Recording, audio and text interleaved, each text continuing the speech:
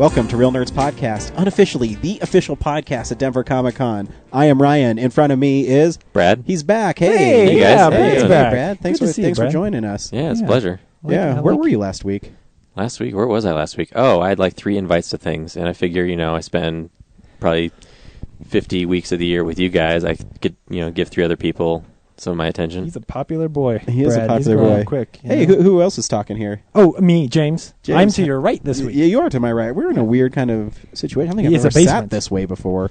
Yeah, that's true. Yeah, we put you at the head of the table. Yeah, usually I'm at the head of the table And because usually I can't see through the case because it's on the other end. But we broke Yeah. the top of the case off today, so you can. Yeah. Well, I cut a big hole into it so I could stick my head in it like Porky Pig and just, go in and out. The problem And, is that then when we roll the podcast around, all of the podcasting equipment falls out. So it sounds like shit. Unless you're listening to the podcast on tweaked audio earbuds, because then they just sound awesome, even if the recording material is god-awful. Hey, if I want those, is there a discount for that? No. Oh. Yes, I mean, there is, unless yes. you listen to the Real Nerds podcast, because Oh. then you could go to the promo code and you could put in REELNERDS, Real Nerds, one word, and you get like 10% off. No, James, it's a What? third off. A third? That's not even percentage. He shouldn't even be allowed to do stuff. He even skipped over what we do. He's a writer, not a mathematician. Anyways, if you're wondering, who are these assholes and what are they talking about? Every week we go see a new movie and we podcast our experience to the world. This week we saw The World's End. Oh, Yeah. Did the world end? What? Who knows? Spoilers. Spoilers. Also, if you're like, I really like these blokes, you can go on Facebook. You can like us on Facebook. You can also tweet us at Real_. I just wanted to do a British accent. Sam Worthington. No, walked that in. was your Sam Worthington impression again, Yeah, man. yeah, just how I go from one accent to another. Yeah, you're better at Sam Worthington impression than Then Sam Sam Worthington Worthington is is at an English impression. At himself. Anyways, so yeah, besides seeing a new movie, we talk about movies we've watched, some movie news, box office numbers, stuff that encompasses movies Yeah. as a whole. And just dumb shit too. Yeah, The stupid parts of our lives that's going on. Yeah, anything exciting happening? I do want to say something. We lost a podcast member this week. My doggy Stuart passed away this week. Oh, And man. so I'm sorry, people who come over to my house and want to have an interview and be harassed by a dog who wants to be petted. He will not be there anymore. It is. It's he was really. he was a little annoying, but as far as he craved attention, but at the same time Yeah. he was still a really good dog, really well behaved and mannered. I'm gonna say I'm kind of glad that we're not doing the show at your house this week, because if we were doing it there and I didn't have a 50-pound head laying in my lap, that would kill me. Yeah, it's been a really tough week, man. Yeah. I'll be honest. My house is quiet. Aww. The cats dominate. No, I still The have, cats rule the land now. I still have Reggie, but Yeah. it's been tough. My wife's been really upset. I mean, I've been upset too. There'll be times when I just start crying for no reason because he would do things like he would come into my room every morning and lay at the foot of my bed, Yeah. and then he'd get up and sit next to me so I'd pet him. I mean, he just doesn't do it to people who come in my house around me. He made me do Yeah. it too. And it's weird when you don't have that anymore. Yeah. And he was such a good dog. I mean, yeah, he got annoying sometimes when people were trying to talk and he'd be like, pet me. But I found through comments on Facebook and stuff that people will miss that about him. So. Oh yeah. Oh no. And he was, he was never a malicious dog. He just please pay attention to me. Yeah. So it's a bummer. And it's a horrible thing. If you ever had a dog and you've had to put him to sleep, it's maybe the most unpleasant experience I've ever had in my life. Yeah. But probably, I had a dog and we didn't put her to sleep. We just let her slowly deteriorate into nothing, and that sucks too. Yeah. So I will tell you, you probably got the better end of that stick. Yeah. Especially, if... Yeah, unfortunately with Stuart, he had surgery about 3 weeks ago to remove an abscess by his tooth. And they took it out, and he just kept on bleeding from his mouth. And about a week ago, I noticed that the incision area was just actually getting bigger. And I won't tell anybody the horrific story of me having to rush out of the shower because my wife is screaming at me about something happening to my dog. But basically what happened is he got oral cancer, and it spread through his throat so fast that it upsets me thinking about it, but Yeah. the right side of his face was drooping down, his left eye was rolling in the back of his head, Oh. and basically the vet told me he was just ingesting blood constantly. and he has oral cancer. And I told her, I said, well, what's the best thing for Stuart? And she said, well, you can do one or two things. We can remove part of his jaw, give him radiation treatment, and he has a less than 40% chance of living. Yeah. I was like, I think that's not very fair to my dog. No. And he looked so bad, and it was tough. Yeah. But he's, I think he was playing tough because I think he was in a lot of pain, and but he's not in pain anymore, and I'll miss him. But life happens. Keep on going. Well, that's been the Depression podcast for this week. Right? You can call us. I keep on telling people it has to get better. My grandma died a month ago. My dog died. I mean, it has to get better, right? Right? Maybe a movie can cheer me up. Called The World's End. Maybe. So yeah. Anyways, I'm sorry to bring everybody down, but I miss my dog. No, it's good. And there are plenty of It's people. a member of our podcasting family. Yeah. It is. Yeah, it was. If the cats ever died, people would care because they used to listen to those cats jingle as they walked by the podcast. It's what's really cute is all these people that message me on Facebook. I even had I'm a couple friends with people in the Rod Stewart fan club. That I met a couple of them when I was in Vegas. Oh yeah, yeah. I was just in Vegas and they're like, oh hey, and swinger party. I know. Totally. I just whipped my dick out and we listened to Do You Think I'm Sexy? That's actually the only way to enjoy Rod Stewart.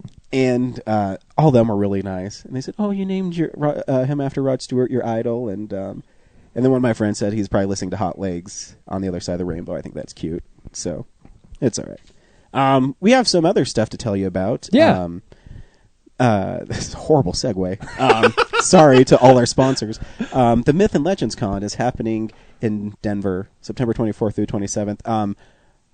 We will be there on Saturday. Yeah. I don't know if you know this. I don't know if you read the emails. Nikki, who's organizing it, left us passes to go check it out.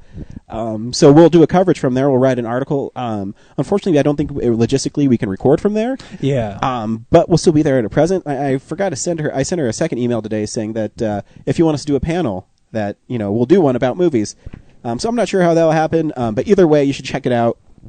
You can log on and get information about it. And let me get the right email address for you. And if you're going to be Email, there website and address. you are a listener, dude, keep an eye out for us. And Yeah.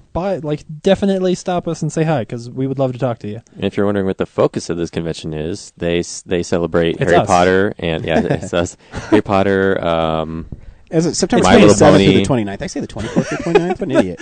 It's fandom. So it's 7 local fandoms. Harry Potter, Lord of the Rings, Pirates, Firefly, My Little Pony Doctor is Who. one of them. Doctor Who, and what's the Lord of the last Rings? one? I said Lord of the Rings. Did you? I have Lord of the Rings, Hobbit, Harry Potter, Pirates, My Little Pony, Doctor Who. There's one This is more. their first year, but they're Yeah. built off of the Brethren Con, which is a pirate convention. So they're expanding and rebranding. And so if you need something to do, September or whatever. What is it? So it's September 27th through the 29th. I should be a little more professional and actually have this stuff in front of me before I start Yeah. talking about it. It sounds really cool. I'm actually kind of excited for this. No, it should be fun. If you go on to malcondenver.com, you can purchase tickets September 27th through 29th. It's at the Sheridan Tech Center. We all know where that is. That's where Most conventions are held. most of our conventions are held. It's basically a fandom thing. Become a malcontent. That's from their site. I didn't make that up. We're like, oh, he's so clever. No, wish I was that clever. And it's MAL, like Myths and Legends. Yeah, Myths and Legends Con, Yeah. Denver. So when so you should definitely check it out. It should be fun.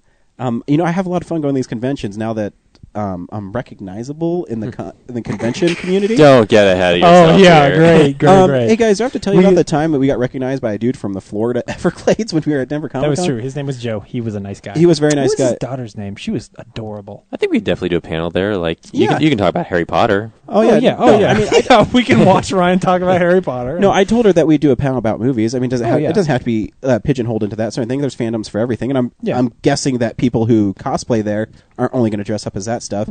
I assume we could fill an hour of us talking about the films based on those fandoms. That's pretty easy. Yeah. So I mean, I don't know if we are. I just put it out there. I said, hey, Yeah. I didn't know what our schedule was like. So we might have a panel, we might not. I don't know. They might already be booked. It's not even. Yeah, it's not a big deal. But either way, we'll be there, and we're going to be covering it. We're going to be in some panels, even if we're not in them. We'll be covering them, writing articles about it. checking out our website, but visit malcondenver.com to purchase your tickets because they are going fast. Hey, shout out Shout to out a fan of ours. Yeah, a good time to be a fan of ours. Cora, happy birthday, Cora. Yeah. James is going to now play Happy Birthday on the recorder that he has situated right over there. I do.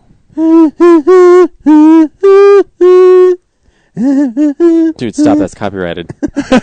Not anymore. right. No, it's. Hey, let me change a little bit. I'm such a great recorder player. Yeah. Way to go, Vanilla Ice. Yeah, I was gonna say. It's just that it needs a little bit of change.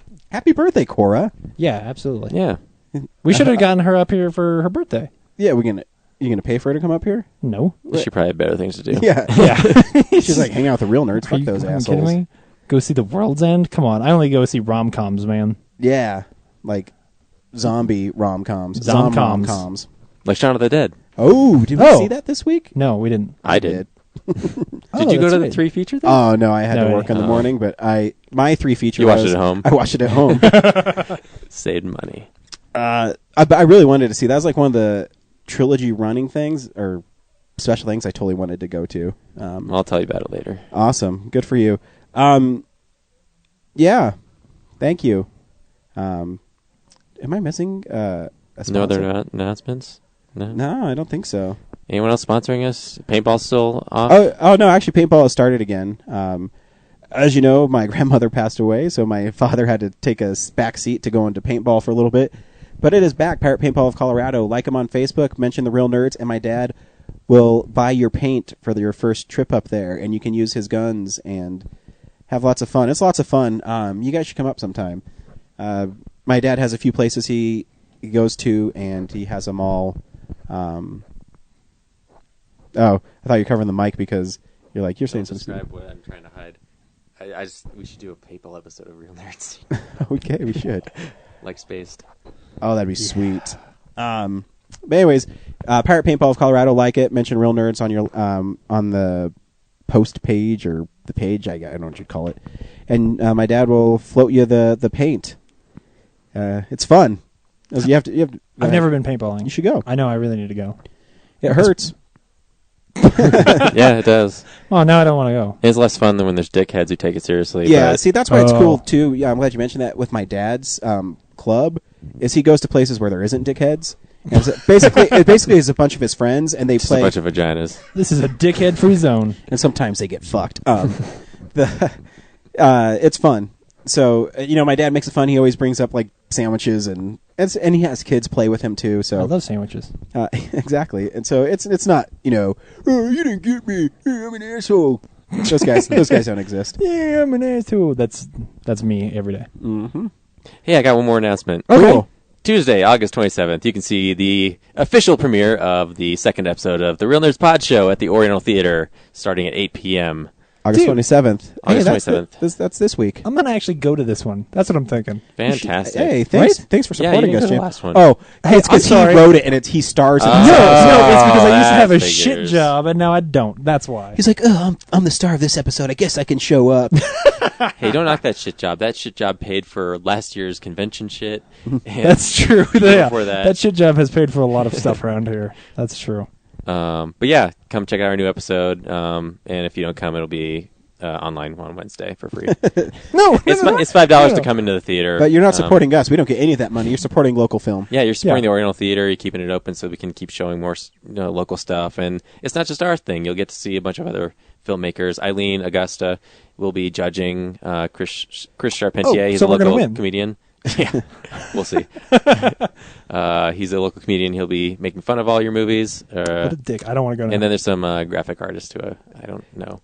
Isn't it weird? I thought the last one was weird when we debuted our last one, and we didn't get mentioned a best of whatever. But then the couple the next week at Denver Comic Con, all those guys came and said, "Oh, we really liked your thing." Like, what?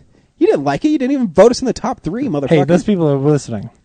Don't be a dick. They are were not they were listening. confident that we're going to constantly bring great content each month. gotcha. That they're like, let's spread the love because they'll definitely be back around to claim And then A it coffee took, and gift then, card and then it took and us like 4 months to get back Costco around. needed coupons. Yeah, I know. it hasn't been that long. Well, May. well, because May. they didn't have it would have been done for the last month, but Yeah. Yeah, June we took off, and then July we couldn't show anything. We got it done, but they didn't have one, so yeah. So, yeah, August. So technically, we haven't missed anything. Well, we missed one, yeah. Well, June we were busy with Comic-Con and stuff. Yeah. So whatever. Hey, one more announcement, then we'll get to the real show. This is We do talk about movies This is a eventually. top-heavy show. it is. The Heather Gardens and Aurora Rise are having a charity golf tournament. Cool. August 29th, 2013. That's this That's year. this week. That's my birthday too. What the fuck, guys? You just said that's this year. I know. It's at 8 a.m. For $50, you get to play a 9-hole course, which is a shotgun start and a scramble. I saw that on the thing. What does that mean? You play golf? Shotgun start is you're in a foursome, and then they shoot the shotgun because everybody's on a different hole, and so when you hear the shotgun, everybody starts. Oh, they shoot a real shotgun. Yeah, and or it's a horn or whatever. I was going to say, like, a shotgun at an Aurora Rise event. Like, come on. That's tasteless. It's a figure of speech, Brad. And then the scramble is you play the best ball. Everybody hits the drive, and then you go to the best ball, and then everybody hits a ball from there, and then you play the best ball from there too. Yeah. So it's basically the best ball. Oh, okay. But for $50, you get it covers your green fees, and you get a breakfast, and also proceeds benefit Aurora Rise. And afterwards, they have a silent auction, awards, and a gathering at Gibby's at 1555 South Havana Street from 2 to 6. 100% of the silent auction donations and 20% of non-alcoholic purchases are contributed to Aurora Rise. So go there, support them. Get drunk. No, it's not alcoholic. Support them. So Yeah. don't get alcoholic drinks. Get a fucking lemonade, dude. Yeah. Can't even take this guy anywhere. But yeah, you should really support them because they're awesome. Yeah, for sure. They help families in need from the Aurora shooting. We don't talk about them enough. Yeah, we don't. If we could start the real show now. This is Fan Mail. Fan mail! We have one thing of Fan Mail, guys. Sweet. I don't know if you guys read this tweet from our friend Cliff. At Monkey McBean replied to Brad's tweet about Mark Wahlberg wants to play Tony Stark. So, Marky Stark, clever. Thank you. Thank you. And he says, at Real Nerds, what happened to that guy with the drugs problem? He hashtag drugs. Cliff, nothing happened to Robert Downey Jr. He's just signed on for 2 more movies. And Mark Wahlberg said that he would take over. Oh, I thought he was referring to you with the drugs thing because we were pretending you were drug. Oh, I thought he was referring to Tony Stark. Maybe it was my drug problem. Yeah, your drug problem is ongoing. I know. I'm clean and sober, guys. It didn't take me that long. But your immune system's really low. And I you're know. super sick. I know. I've been sick for like a fucking week now. It's been horrible. Yeah. Well, you sound a whole lot better than you did I did. Last week I sounded like Death. butthole. Yeah. Yeah, it's fan mail. Well, one more quick thing, though. Where's Ohio Dan? What? Ohio Dan's been missing. Yeah. Someone just started looking for him. I missed him. I know. I miss Dan because Yeah. he writes more intelligent things than we ever say. Maybe we should send him an email. I think you guys made fun of Twilight too much. No, yeah. Well, Maybe. Real quick shout out also, we ran into James, who was at the showing of Sleepaway Camp, which we'll talk about seeing that movie later, and he was really cool. And then we also ran into Tiffany, who actually works at the Alamo Draft House, and is actually a really great waitress. I know, She's right? straight up the best waitress I've ever had. I didn't ask there. for a refill. She gave me 2 of them. Yeah, same here. I was so excited. Was this a line waitress or the bar waitress? No, a line. I guess you like in our seats. Okay. Yeah. Line waitress. Yeah, or an aisle, a seat waitress. Aisle waitress, yeah. Yeah, I don't know what you call Either it. way, Theater waitress. she was awesome. Cool. Yeah, and so, hi, Tiffany. Hi, Tiffany. Hi, James. Thanks for listening. Yeah. Thank you, everybody, for listening. We did get a few more likes and a few more follows. We really appreciate it. Yeah. You know what I was really disappointed with us on Twitter? As I was going through, we don't follow Warner Brothers, Paramount.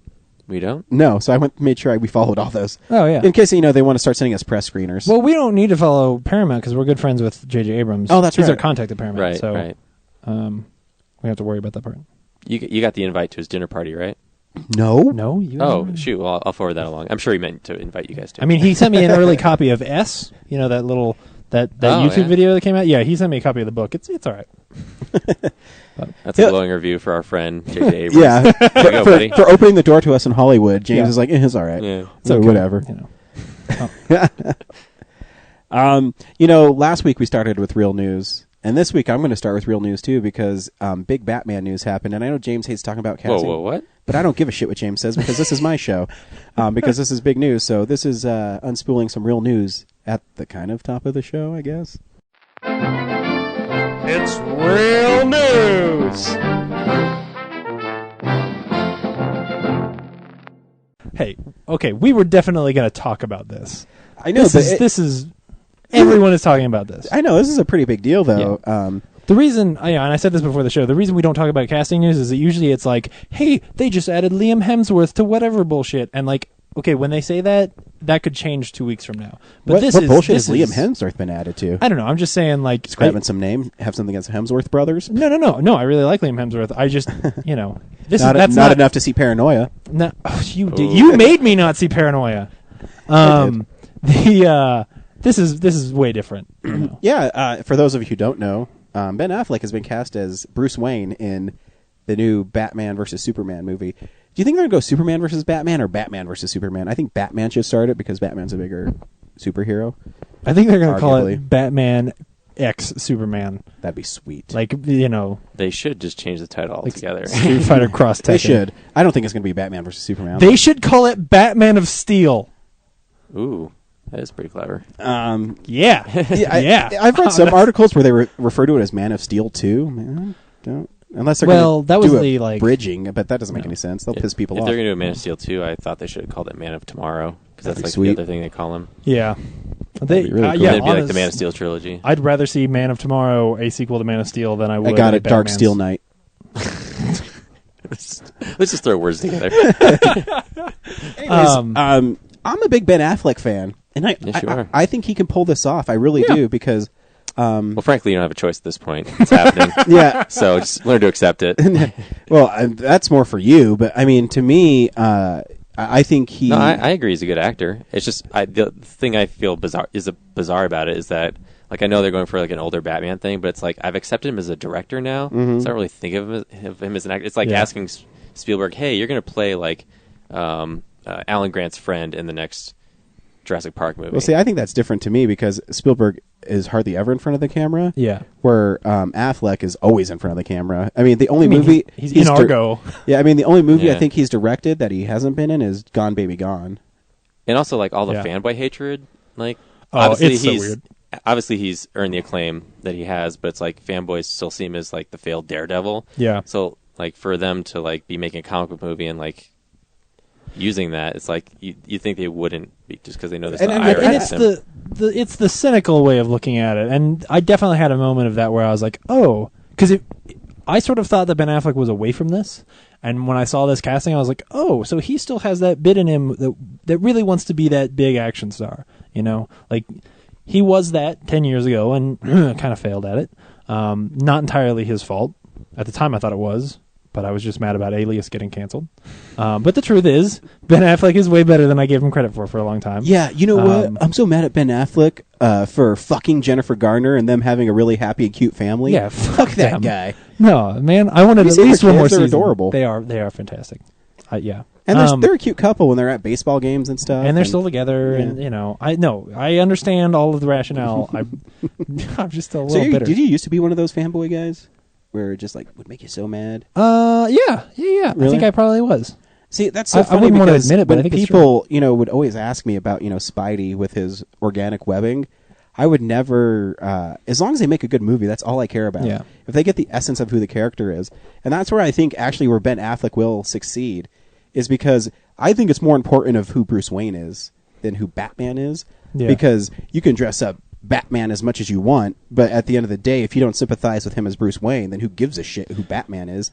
Yeah. Because where Christian Bale, I think, was really successful is his Bruce Wayne kind of went away from the Playboy image until it better served him to get away from who Batman was. He didn't want to be Batman, so he played up that he was this billionaire guy.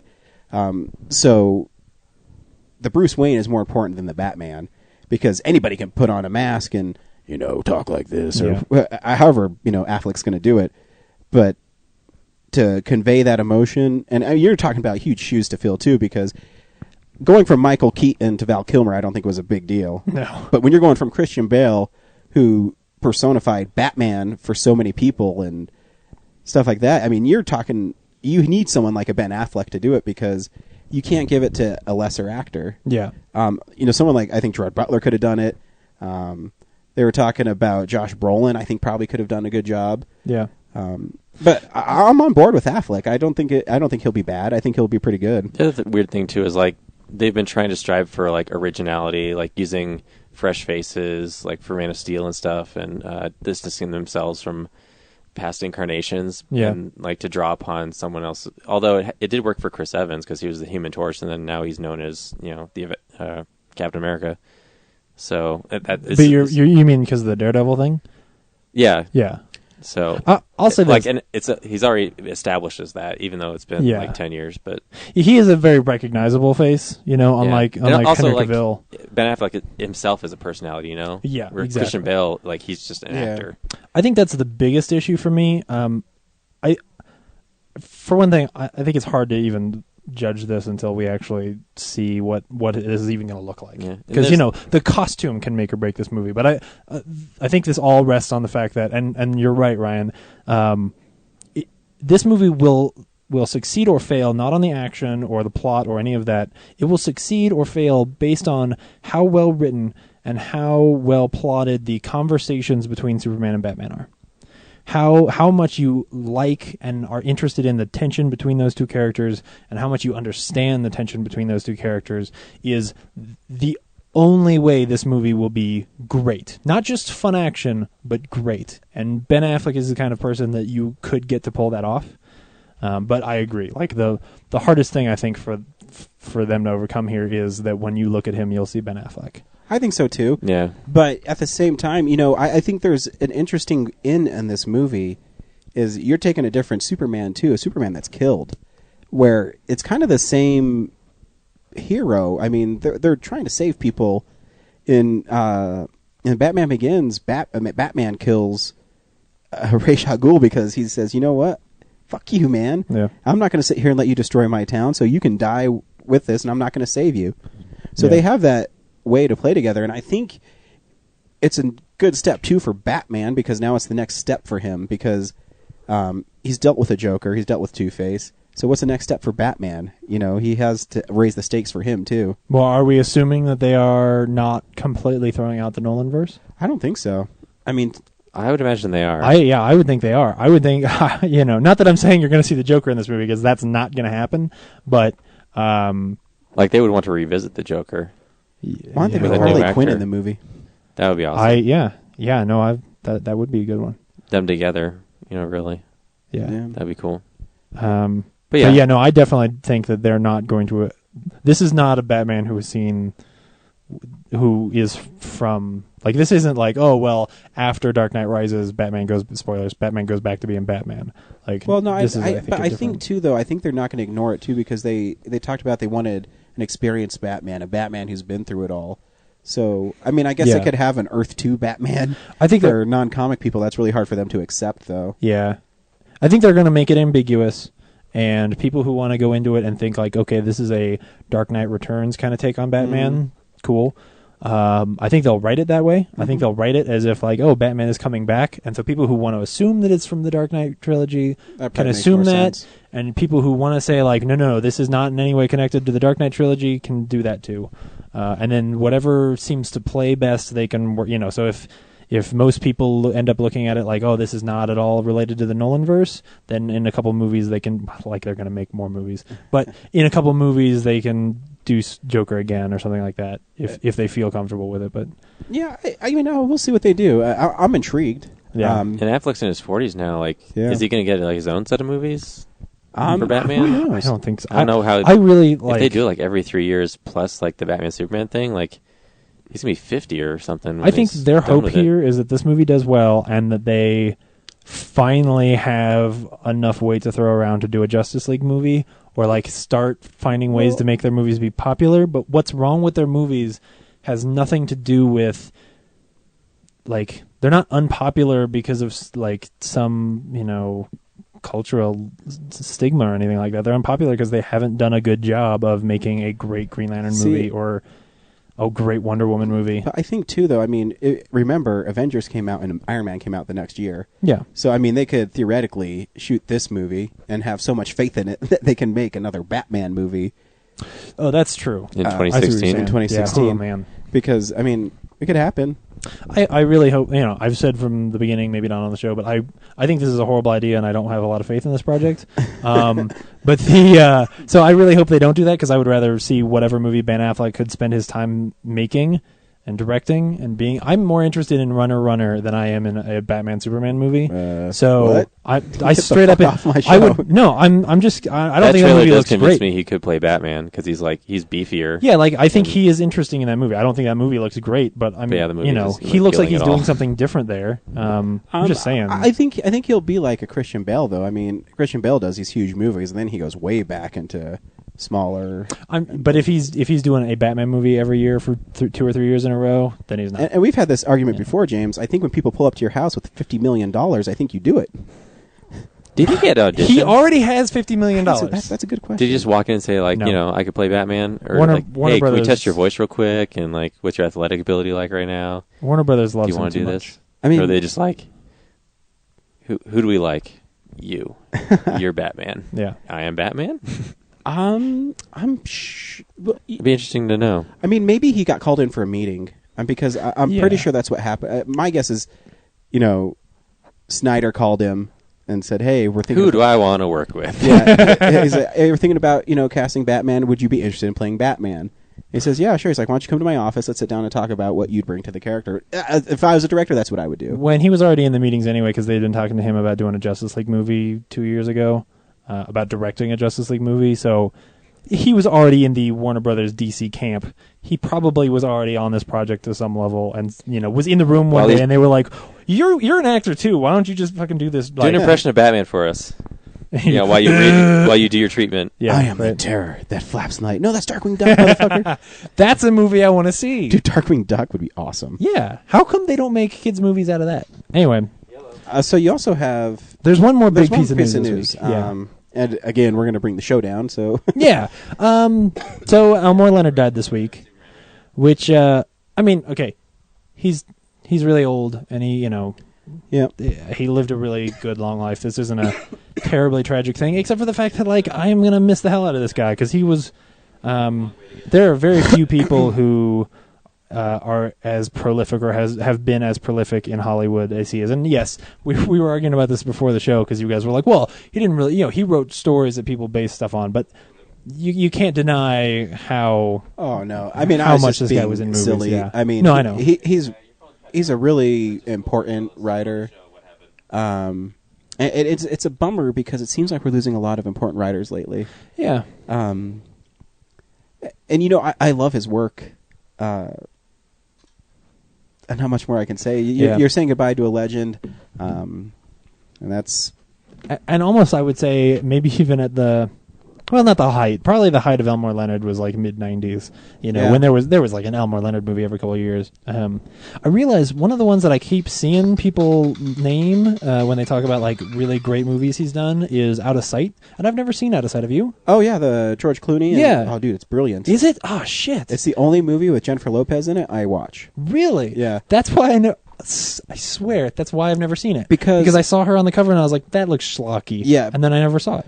I'll tell you this: it's like an R-rated kind of Ocean's 11, where George Clooney plays a con man, and he's caught up in this gangster life thing, and they're shooting. It's really good. You should check it out. I mean, as a guy who has seen The Big Bounce, the fact that I have not seen that Elmore Leonard movie, that's pretty bad. Brad, have you seen Out of Sight? No, I don't think I've seen that one. Oh, okay. No. Because I was just saying that's one of the ones that I saw on like people's top 10 lists this week from Elmore Leonard that I've never seen, and I was really surprised. It's the only J-Lo movie I'll really watch. Yeah. Besides Jersey Girl, because And she dies Geely. at the beginning. Yeah. So yeah, he's definitely going to be missed. I'm excited to see. This is a weird thing to say, but it's true. I'm excited to see what special stuff is on the next Blu-ray for the next season of Justified, because I'm sure they're going to do something really cool to sort of. I gotta get back season 2. Oh, have you watched it? Yeah, it's good. Oh, dude, we got to talk about it. Well, anyway, so yeah, it's really too bad. I'm gonna miss that guy. But that's news. That's news. That's it. This is stuff we've watched this week. So, yeah, this is the stuff we've been watching. Fuck, I watched so much shit. Did you? No, not really. No. I saw Identity Thief because my wife really wanted to watch it. It's not good. What? Really? I didn't know why you like that movie. The whole time I'm watching, I'm like, this movie sucks dick. It's because you don't like fat chicks. No, it's not because I don't like fat chicks. It's because I don't like bad movies. Oh. It's really predictable. It's really like everything they get into is just stupid. I just couldn't get into it at all. That's so weird. That's the second, or no, not the second. It makes me think back to Jason Bateman in the Change Up movie, which also I didn't watch the whole thing, but it didn't. Yeah. I mean, I think he's good in freaky that, but I could not get into this movie. Brad, I'm sorry. Refresh me why you liked it. I can't remember why you enjoyed it. I just thought it was funny, and like it actually has like an emotional core towards the end there when you find out like why she's a klepto. So I don't know. It just seems it could have gone. It could have been really shallow, but they beefed up like a reason for her being such a. Did she grow up in a poor family? Actually, I don't remember. She grew up with no family. She No didn't even know family. her own name. Yeah, I'm like, how would she possibly not know her name and go through life without ever knowing her name? But yeah, I just couldn't get. There's some funny parts in it. I like. I always like Jason Bateman because I always think he's likable. But the movie wasn't that funny, and the CGI snake was really fake. Oh yeah, definitely. Well, but you can say that about True Grit too, so that's harsh. Yeah, but I don't know, and they always, man, it was just like, oh, we're going here, now we're going here, and now this not funny thing, but supposed to be funny thing happens. Robert Patrick's in it, and he's some bounty hunter, and yeah, whatever. Okay. Yeah, so Brad likes it. I didn't.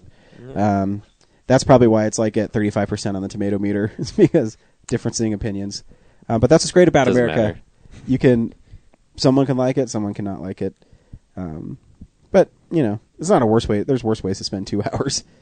And I'll tell you about it right now. No, I'm just kidding. I also, to this morning, I went and saw You're Next, which is the new horror home invasion movie, and this movie is fucking fantastic. It got a lot of... It's scary. I don't know if it's scary, but there's some pretty intense moments in it. But it also is somewhat of a black comedy where they... Like straight up a black comedy or like a satire sort of? Yeah, it's hard to describe. You have to be able to laugh at people in pain, and they say lines like... I can't even remember. I can't remember exactly the lines because I'll deliver them wrong, so I don't want to say them. Yeah. But the movie is it's interesting. It takes place during this family's their parents' 35th wedding anniversary, and it opens with these two people just being slaughtered by these people in these animal masks, and then it goes to this dinner party where they're attacked by a crossbow through the window, and they're all being like systematically picked off. And the killer set traps through in the house, and you find out that they were actually living in the house, waiting for them to come home. And there are some terrifying shots in it. There's what I really liked about the movie is they had some clever moments in it where a lot of times, because I've seen so many horror movies, there's this shot, and I'm sure you guys know what I'm talking about, where someone looks under the bed and the camera falls them under the bed, and then it comes back up and the person's there. Yeah. In this movie, the person goes and looks under the bed, and the bad guy's there. Oh. So, your head plays with the cliches that you already know and kind of twists them. And what I really, really liked about it is the hero in the movie is some non-stupid chick who fights back and doesn't put up with shit. There's also like this, one of my favorite gags in the movie.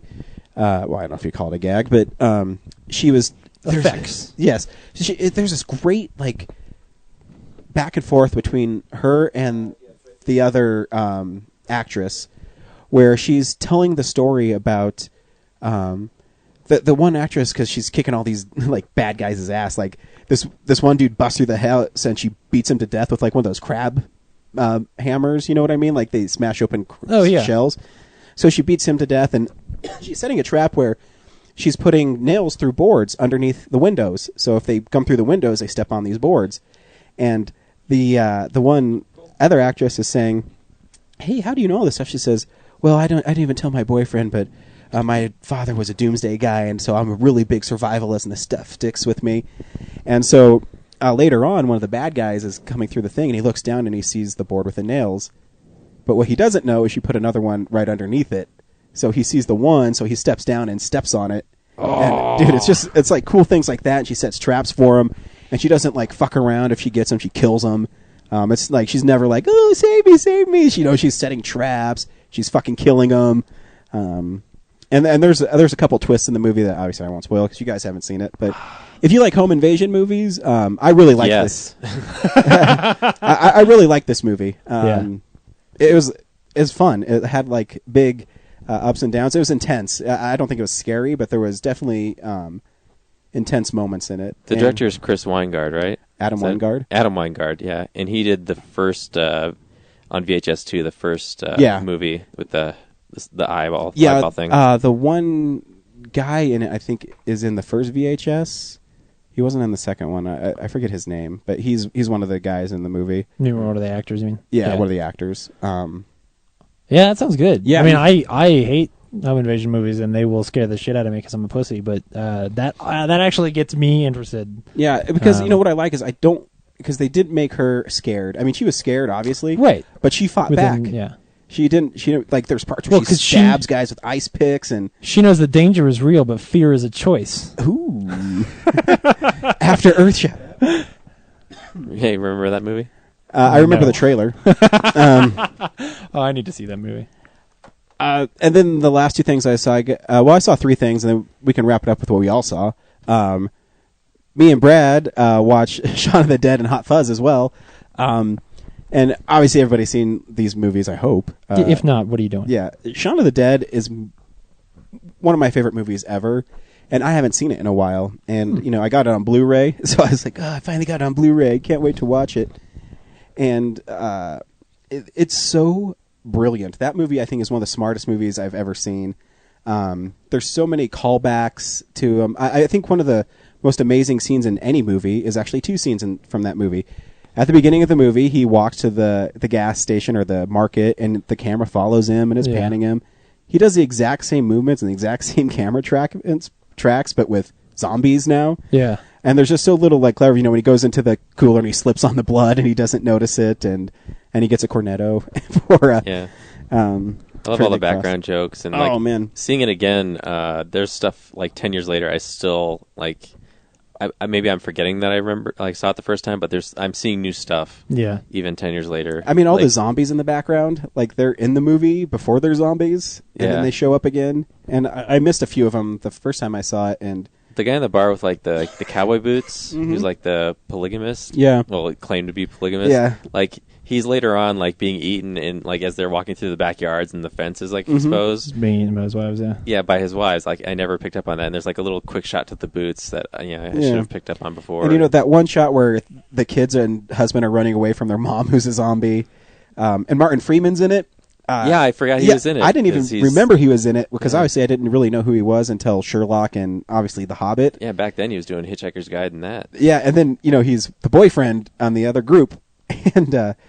There's just so many clever things in that movie. Well, and it's Jessica Stevens, I think is her name now. Yeah. After she got married, is like the she was Hines first or something. Yeah. From Space basically is the. We've all seen Space, right? Oh yeah. Okay. Oh yeah. It's brilliant. I was the reason I was so excited to see This Is the End or The World's End at the Alamo was because I was like, I want to see what parts of Space do they show beforehand. They did. They did? Oh, they yeah. did, yeah. Fantastic. Yeah. But yeah, Shaun of the Dead is so good. Here's my big pussy moment was watching it again. That part where Ed's in the cellar and he's been eaten or whatever, and then he farts, and then Sean's laughing, and then he pulls out the cigarette, and like there's that wide shot where they like put their foreheads together and like accept the fact that like we have to split up at that point. It's like heartbreaking for some reason this time around. and there's just the dialogue is so clever. There's some lines that that I really listen to, and I don't know if because I put it on my surround sound, but the part where David has a gun pointed at Sean, and he says, "He's a lecturer. No, I'm a something. Well, he looks like one. Yeah, and he's a twat. Yeah."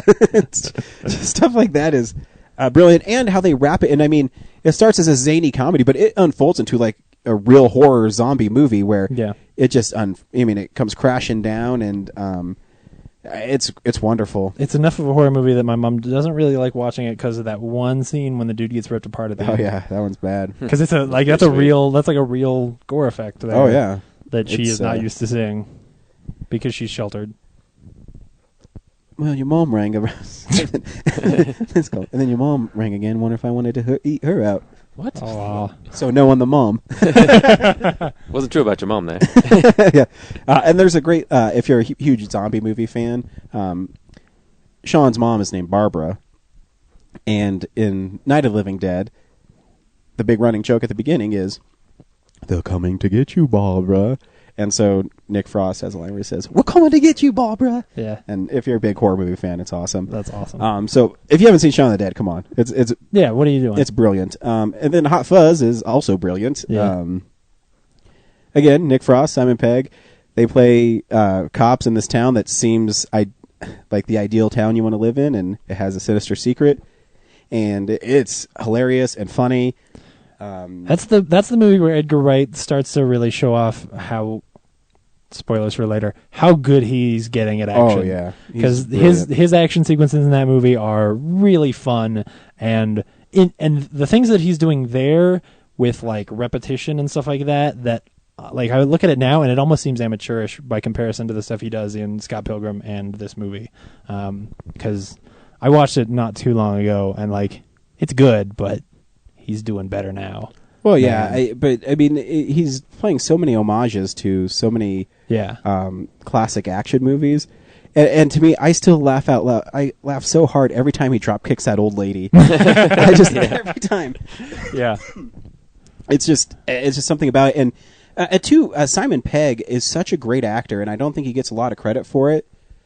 In Shaun of the Dead, he plays kind of a bumbling loser, but you like him.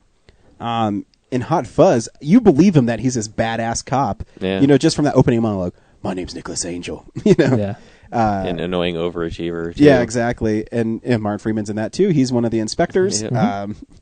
You want me to go upstairs all the way? Bill Nighy will make another appearance. Yeah, Bill Nighy. He's so great. Yeah. Hello, Sean.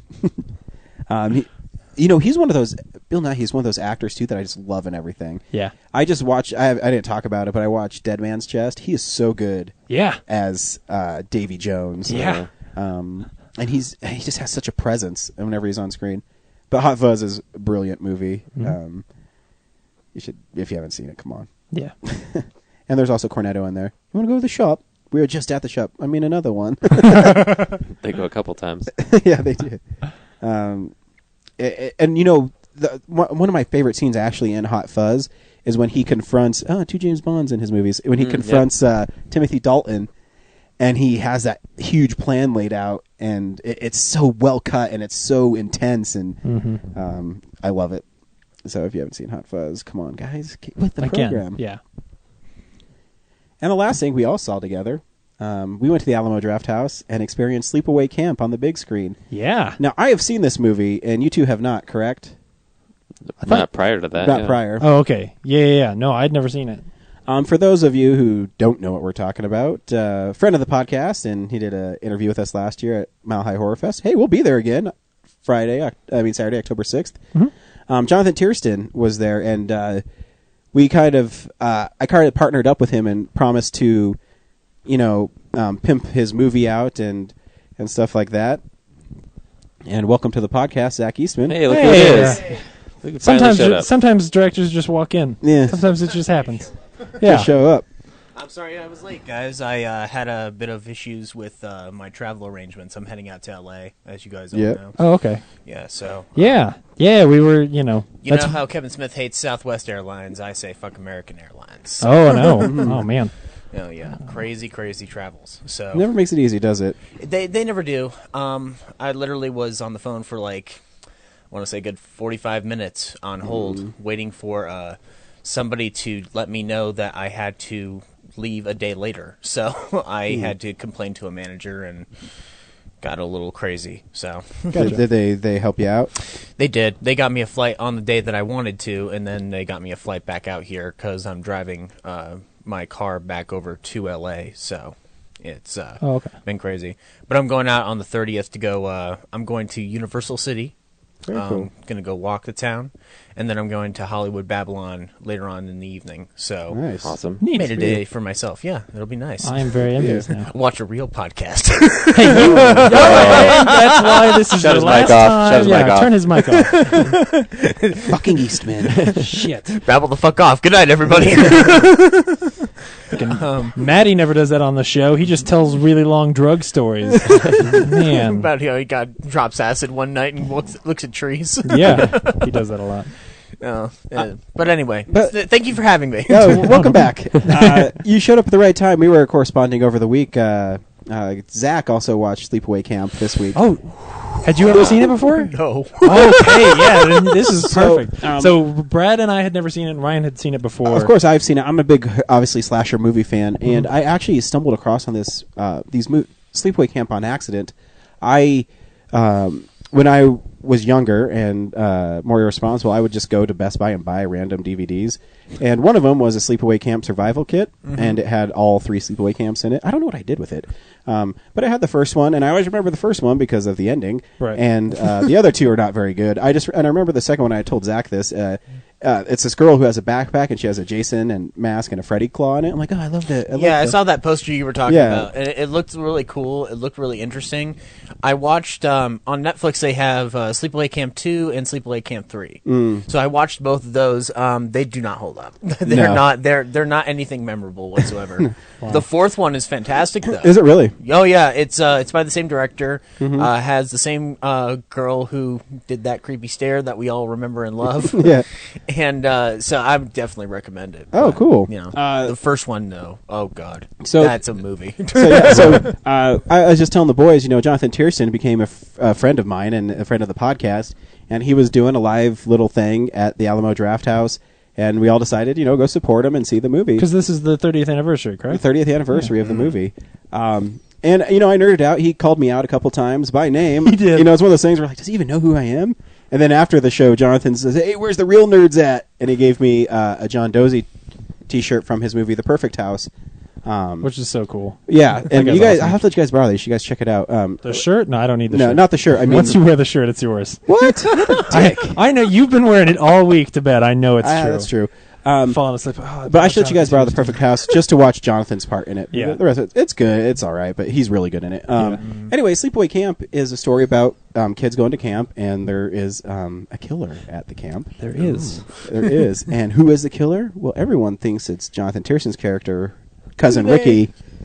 Well, He's the most menacing. Sure they do. yeah. So, anyways, I didn't get your guys' reaction to the movie because at Alamo we were actually kind of busy. I was talking to Jonathan, way to hopefully show for future projects. And just kidding, I know he's going to do one. And James was talking to the Alamo for securing a filming spot for episode 3 of our pod show. Stay tuned for that. Yeah. So I didn't get a chance to see what your guys' thought about the movie. Brad, we'll start with you. What did you think of Sleepaway Don't Camp? put me on the spot here. Fuck No, you, I'm going to man. put you on the spot. I'm glad hearing Jonathan Tiersten's Q&A. I'm glad to find out that the director intentionally made this funny because it was hilarious and it's not meant to be serious at all. And all the little gags in it, like all the bad delivery of lines. Jonathan Tiersten is the only actor in the movie who is actually who comes across as a normal person in the movie. Yeah, he's Everyone else is legitimately good. ridiculous, over the top. That old man who runs the camp and is kind of like, Oh, get him, Meg. yeah, Yeah. and Shut why? up, Meg. Yeah, shut up, Meg. I said that during the movie. Why does Meg suddenly want to go on a date with that old I man? have no idea. That's so weird.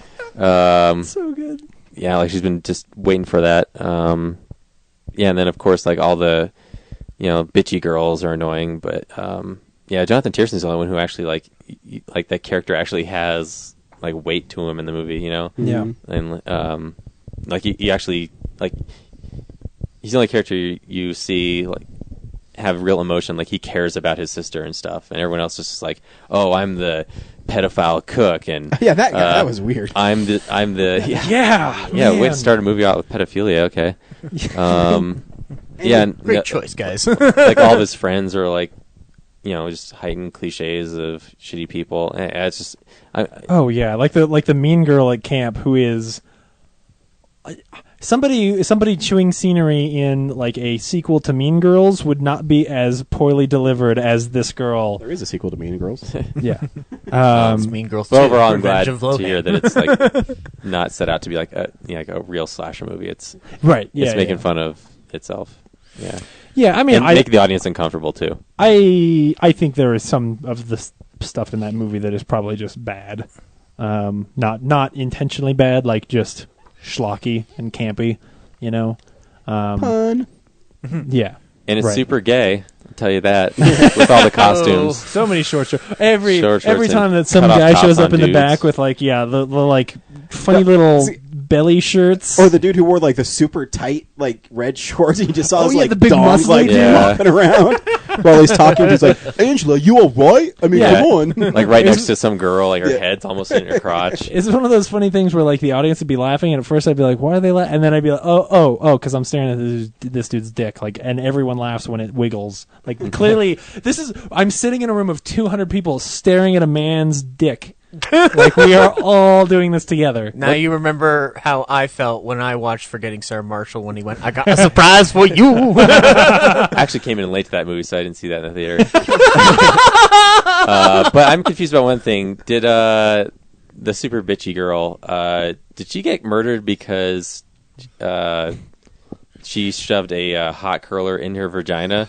I don't know. Right? I don't It's know just what a happened shadow to her. gag. Yeah. I don't know I what don't know happened where with the it. curling iron goes. Yeah. It I don't know if looks she just like like- burned her on her skin or like Yeah. went in there. 'Cause she's also, it's like, like a Tootsie suffocating. Pop. We may never know.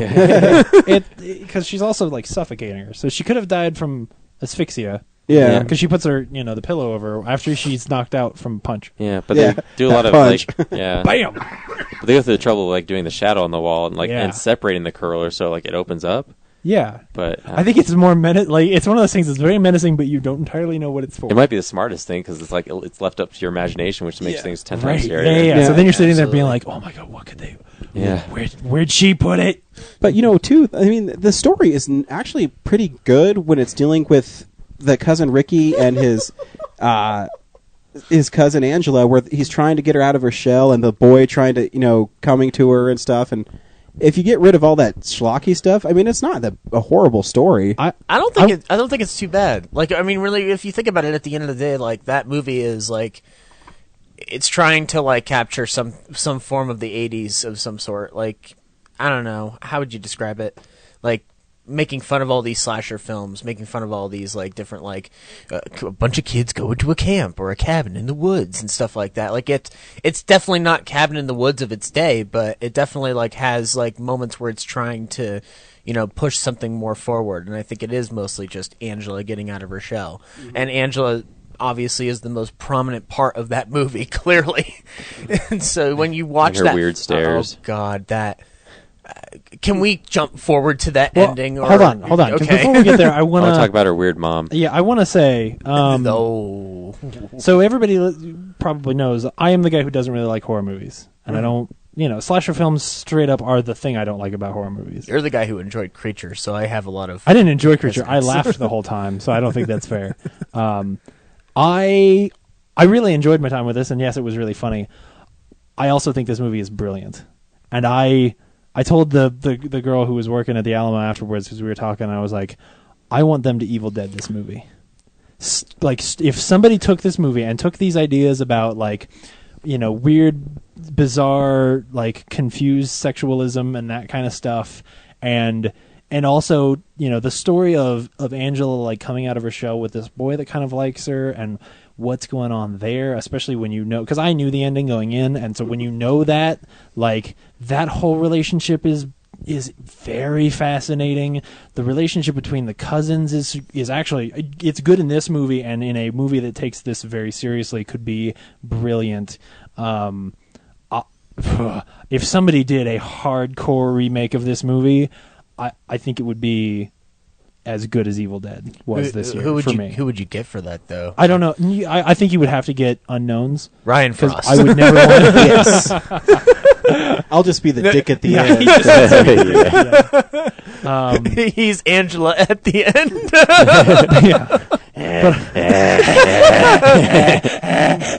Yeah, I really enjoyed this movie. I did, and it's the ending is bad, and I not the reveal. I mean, like the fact that there's the reveal, and then they just whitewash the screen and start rolling the credits. Like, just keep staring at her face. Like, Yeah. that's messed up and like it's a dud ending, but I hesitate to say I loved this movie. I love the idea of this movie. It's one of those films, like, I don't know, like, you hear about it so many times. Like, I think I heard one podcast talk about it, but they, like, mentioned it for, like, 5 seconds. And earlier today, I was sitting around and I found the podcast, How Did This Get Made? I hadn't listened to it in a while. Yeah. I went into their back episodes, and they spend an hour and 30 minutes talking about that ending. It's a 2-hour podcast. An hour and 30 minutes is dedicated to them talking about that ending. Yeah. It's ridiculous. And when I saw the ending, I called. Well, first of all, I talked to you about it. Yeah. At one point, I went on Facebook and tried to make sense of it, and then I called Brad today to confirm everything for today before everything got all fucked up. And I was telling him about the ending, and I think I spent a good 5 or 6 minutes talking his head off about this ending and how it unnerved me. Like, I grew up in a very suburban neighborhood. Like, this was not an ending that I would have seen as a kid. Like, my dad wouldn't have come home and said, "Hey kids, you want to watch Sleepaway Camp?" Oh yeah, me neither. But I don't think anybody else would The have. confusion was your sexual confusion, right? You got turned on by it. It was because I really, really, really, really wanted a dick. her face is cute, but man, that dick. Because as we all know, I don't have one. And she suddenly has a college man's body. Yeah. That's part of what's actually so unnerving about that last shot is that her body is so disformed. Like, it looks As a like pudgy it man. looks like Size and- creepy. yeah. I Well, don't and know. because it's an adult male's body and it's supposed to be a little girl, so again, if you did it Spoilers. today, so spoilers. It's actually a dude. If you did it today, it would be like Let the Right One In, where suddenly there would be this really fucked up thing you didn't want to see. And man, in fact, that's how I would write this movie.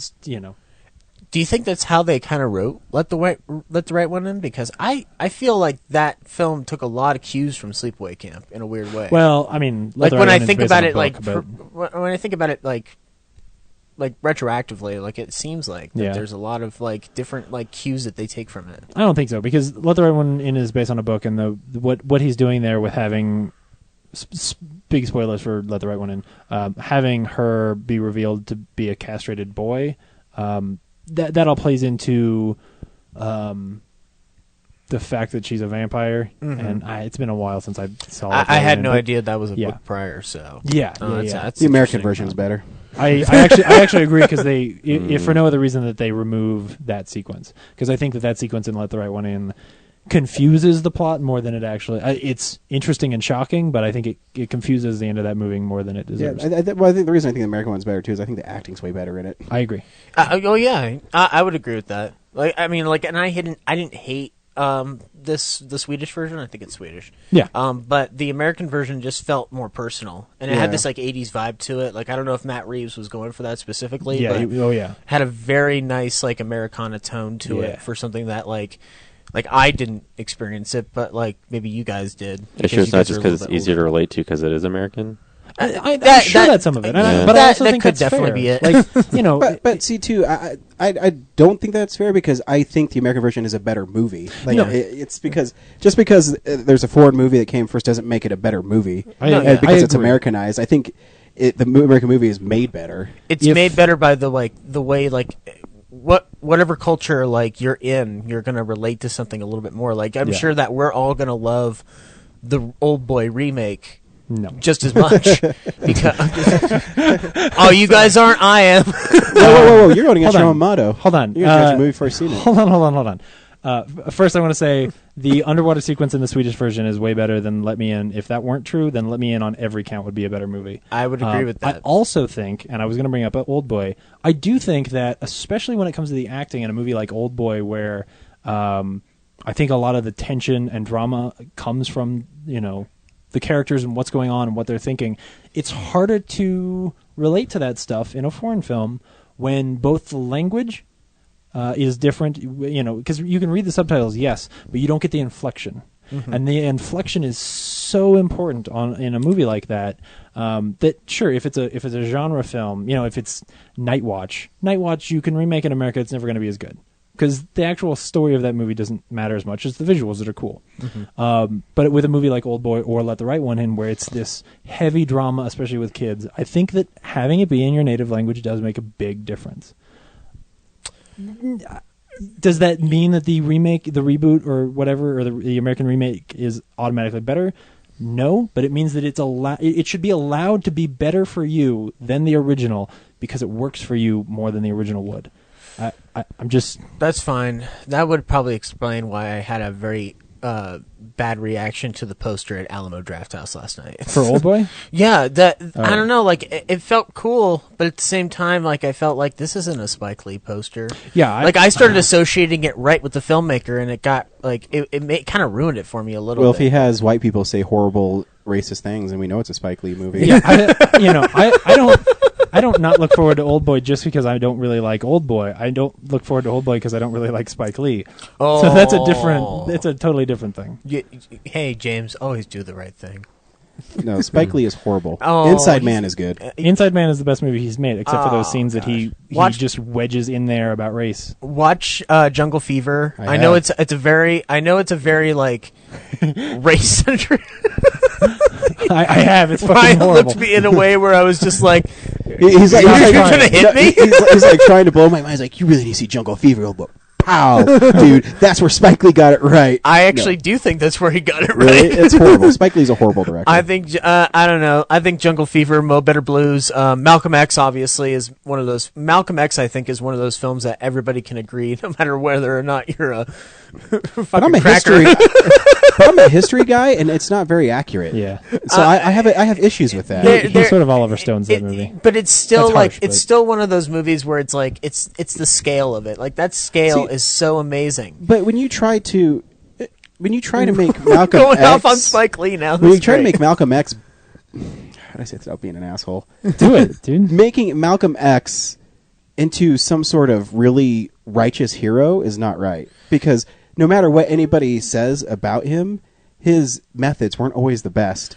And when you're comparing him to Martin Luther King, I have an issue with that too. Whatever. I mean, it's a preference. I'm not really specifically talking about the content. It's just the scale of it. Like the scale of that movie. Like the fact that I think it's 2 hours and 30 minutes long or something like that. Like that's amazing. Of my life, incredible. I'll never get back. What you're saying is whatever. Bottom line, you guys don't like Spike Lee. I think Miracle at St. Anna is one of the worst things I've ever seen in theaters. I love the beginning. And I saw Creature. Just saying. At least Miracle at St. or at least Creature, I was entertained because it was so bad. Miracle at St. Anna, I was just bored and confused why it was so racist against black people. There's a little Italian boy who runs around talking about the chocolate giant, and I'm like, really? That's just a form of filmmaking that doesn't exist. Like Spike Lee's very specific and he's very obnoxious. It's Tyler Perry. Tyler Perry. We're not going down this road, Ryan. Not after I recommended everything to you this week. We're not sharing a moment and then ruining it like this. Man. Just saying, we all placate to somebody. Okay. Anyways, the ending to Sleepaway Camp. Yeah. It's a dude. Is a dude, and it is. I think it is pretty terrifying when it's like, and then you see a dick flapping around. Well, it's not even flapping around. Yeah. I'm just kidding. It's not even like that. I don't know.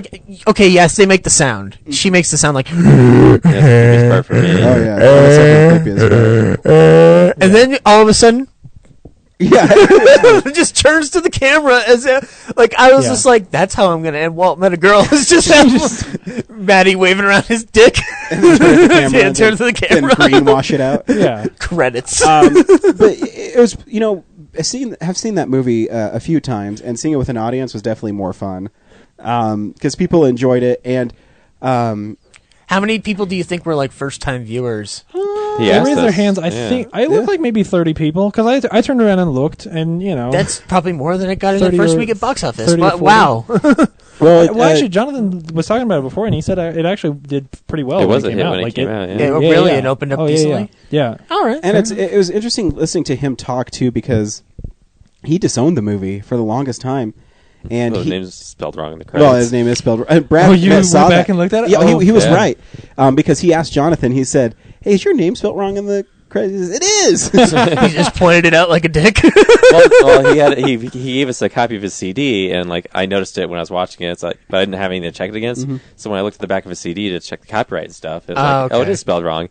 And I forget who he was conversing with Ryan, and I forget like where the break was, but I was just like, by the way, did they spell your name wrong in the credits? And he just kind of shrugged and like, yeah. But I regret nothing. It was interesting that he was so against the movie and he disowned it and he wasn't like a fan of it.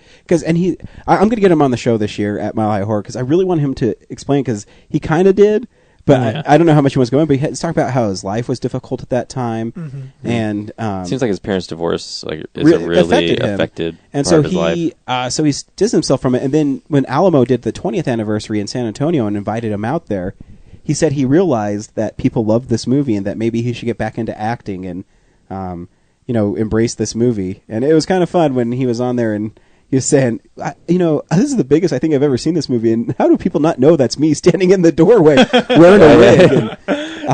That's really touching. Yeah, no, it's really cool. He's a really cool guy, and he's one of those people. And I was seeing this when he was sitting there. He sat down and talked to us the whole time. When we were at instead of playing his set that he said he was going to play. I feel like Alamo was a little bit peeved that he never actually played any music. So were some of the people waiting there. Yeah.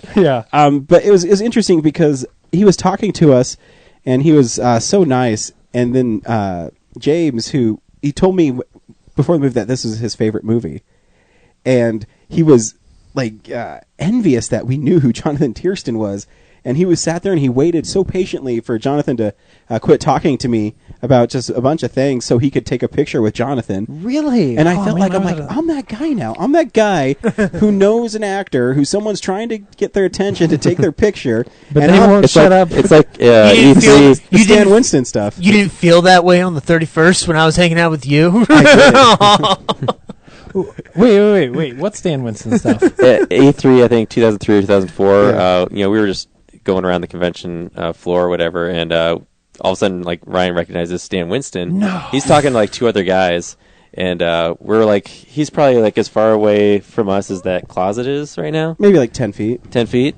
And so we're sitting there, like, waiting, like, maybe these guys are going to, like, break off, and then we'll get to, like, say hi, Stan Winston. But they just kind of started chatting, and, like, you could see Winston, like, eyeballing us, like, and then we kind of got the impression, like, hey, this is important. Yeah. So we kind of just decided to not that he was being a jerk. He was just busy, and I'm like, I just want to tell him that I really liked his work and stuff. Yeah. And but he was obviously in a real conversation with people, so we're like, I guess we'll just leave him be. How far back was this? 2003 or 4. Yeah, one of those two. Because I saw Stan Winston back in 2007, like right before he died. Like he was doing this werewolf movie or something. At Cursed. Yeah, and was it Cursed? It wasn't Skinwalkers? I thought it was Skinwalkers. I know he did Cursed too. Yeah, it was one of those. I know he did a lot of press for Skinwalkers. I know it was one of them because they were like Stan Winston featuring Stan Winston's effects or something like that. Yeah. But like I saw him at Comic-Con. He was like, at that point he had looked like he had been like he was done. Like, he looked like he was done, but he was a nice guy. I shook his hand, talked to him for like a good solid minute or something, and then left. It was the equivalent of me, like, that story, though, is the equivalent of me trying to meet Tobin Bell at Comic-Con for Saw. Nice. But, like, what happened was when I tried to get his autograph and it failed, I left, and I'm walking down the hall at Comic-Con. I'm walking right across from one end to the other. And all of a sudden, like, I'm just stopping to look at my phone, and I look up at Tobin Bell, and he's down there, and all of a sudden Tobin Bell just stares at me. That's unnerving. And I was just like, am I the next victim? I want to play a little game. I don't. It's called Shut the Fuck Up. as a filmmaker. Move to the back of the line. And cutting film. Now I'm gonna cut you. Your goal is to cut this 16 millimeter film in 15 minutes. If you don't, then Diana will die. Like, who's Diana? Shut up. If you only knew. Oh. I honestly, I don't think I could have been nice. I don't think I could have walked away from You Sam interrupted Winston. him. You interrupted him. Because I, like... It was getting to the I point think where it we- seemed like he was like, "Can you guys stay here? Because these fanboys are going to come talk to me, and I don't want to deal with that right now." See, I didn't get that. But Guard me. But were we doing the show when he died? I feel like we talked about his death on the show. 2011 is when this show started. Yeah. This would have been way So, before. yeah, He died like no. around 07 or 08. Yeah, I don't remember. Right after I don't think Skinwalkers.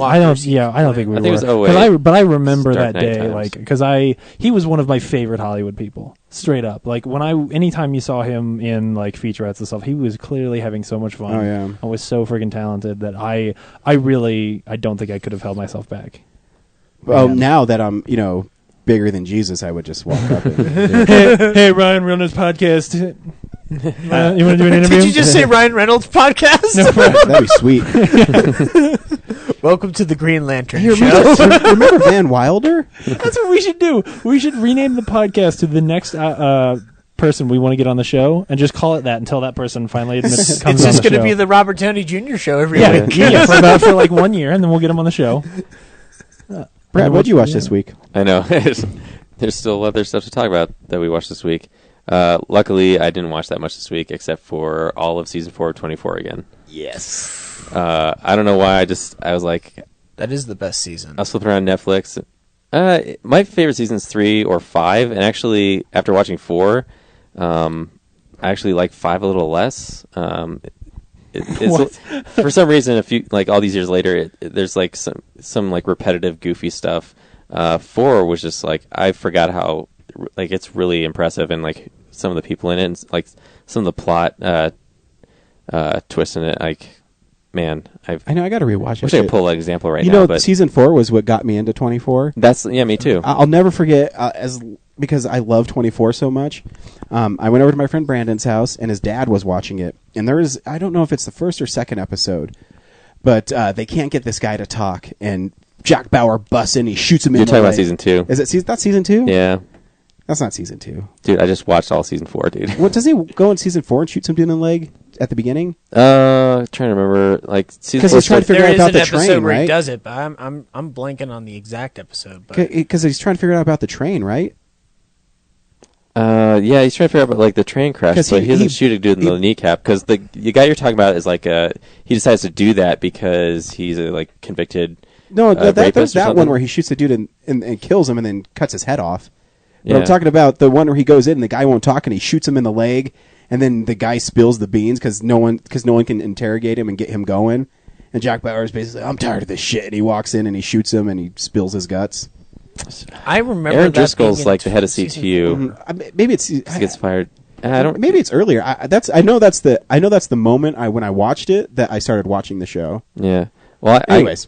I got into it from that season, but because I saw the previews and I was like, I want to watch this from the beginning, so I watched 1, 2, and 3, renting it disc by disc at Hollywood Video. No. Back before Netflix and all that. And and then season 4 from there. But Is I this when watched he's so much working of for 5 Heller? Huh? Was it? This is the season where he's working for Heller. That's what right? it is. I was trying because I'm immersed in season 5 right now. I was like, well, how did it start? Like, yeah, Don't Heller feel bad. gets- I had to look it up on Wikipedia. Heller and Audrey. I even forgot about Audrey. Like after all these years, Right. like that was his big love interest. I gotta watch that show again. Yeah, I gotta watch that show again. Yeah. But yeah, he has to come out of. He's not in hiding yet, but he was just like he was fired. What was he doing? He was Heller's personal bodyguard. Mm-hmm. So like they get kidnapped, and like later on, there's this great thing where Audrey's ex-husband, he gets involved with like having to help stop the terrorists, and he gets shot, and then he has to go into surgery, but then there's like this Chinese guy who does like programming or whatever. He gets shot too, and Jack has to bring that guy in the middle of like Paul's already gone through surgery once for the bullet, but he's constantly like having setbacks, so he has to go in surgery one more time, and like this time might kill him, and Jack has to bring that Chinese like operative in and has to tell like they have a limited staff, so he forces the doctors to start working on the Chinese guy instead of Paul, like Audrey's ex-husband, who she's starting to have feelings for again. And like Jack is just in like his CTU mode, like he doesn't care about anyone's emotions. He just has to get the information from this guy and make sure he lives. And just like that dynamic of like Audrey's in the room too, like how dare you, like you're gonna kill Paul. I love that show. And finally, like after Paul dies, and which the Chinese guy they never like resolve, like because Jack has to get like witness protection later on in the show, and that guy is just like floating around with all the information. I always felt like the Chuck from like Happy Days when like you don't know what happens to him right afterward. Like I always felt like I felt really unresolved with that. Like I always felt angry that I never knew what happened like right after that Chinese guy. Yeah, right after that. Like yeah. I assume he went into his own witness protection program. That's why he could never like say, "Look, Jack Bauer's still alive." But they're giving him the Chinese can't just like yeah. But yeah, and then like yeah, after like Audrey like starts yelling at him and stuff, he snaps out of his CTU mode and he like realizes the like, oh my god, like, and I think the information ultimately amounts to nothing. Like there's really no reason for him to save that guy because it didn't lead to anything. It's just like, oh my god, what a heavy episode. Yeah, 24 is great. Like a moral decision. I should. I think I'm going to watch the whole series again because we're getting a new episode, a new series. New series, yeah. Guys, I'm leaving the episode right now to go watch 24. Yeah. That first season is also really good too. That first season is always really good too. Oh god! But I love season 3 just because that ending alone, like that last episode with like how they save Chase. That's a good point. Yeah, I still think season 4 is my favorite. Like it's very like I forgot how great it reminded me of like it a is. very solid 80s action movie. The whole thing, not just like one episode in particular. Actually, season 5 has like I call it the RoboCop season because like everyone from RoboCop is a character in that. Like season 5, Peter Weller's in it, Ray Wise is in it. Yeah, like season 5 is still good too. But I don't know. There's like just kind of a lot of like back and forth things, especially in season 6 where it's like Jack goes out and comes back to CTU and gets in trouble and goes back out and gets in trouble and comes back to CTU like over and over again. And that's starting to happen a lot in 5 more than like 4 is just like there's really a new idea like with each plot point. So anyway, I've talked enough about that when we're trying to shorten this up. Oh, that's a fair point. James?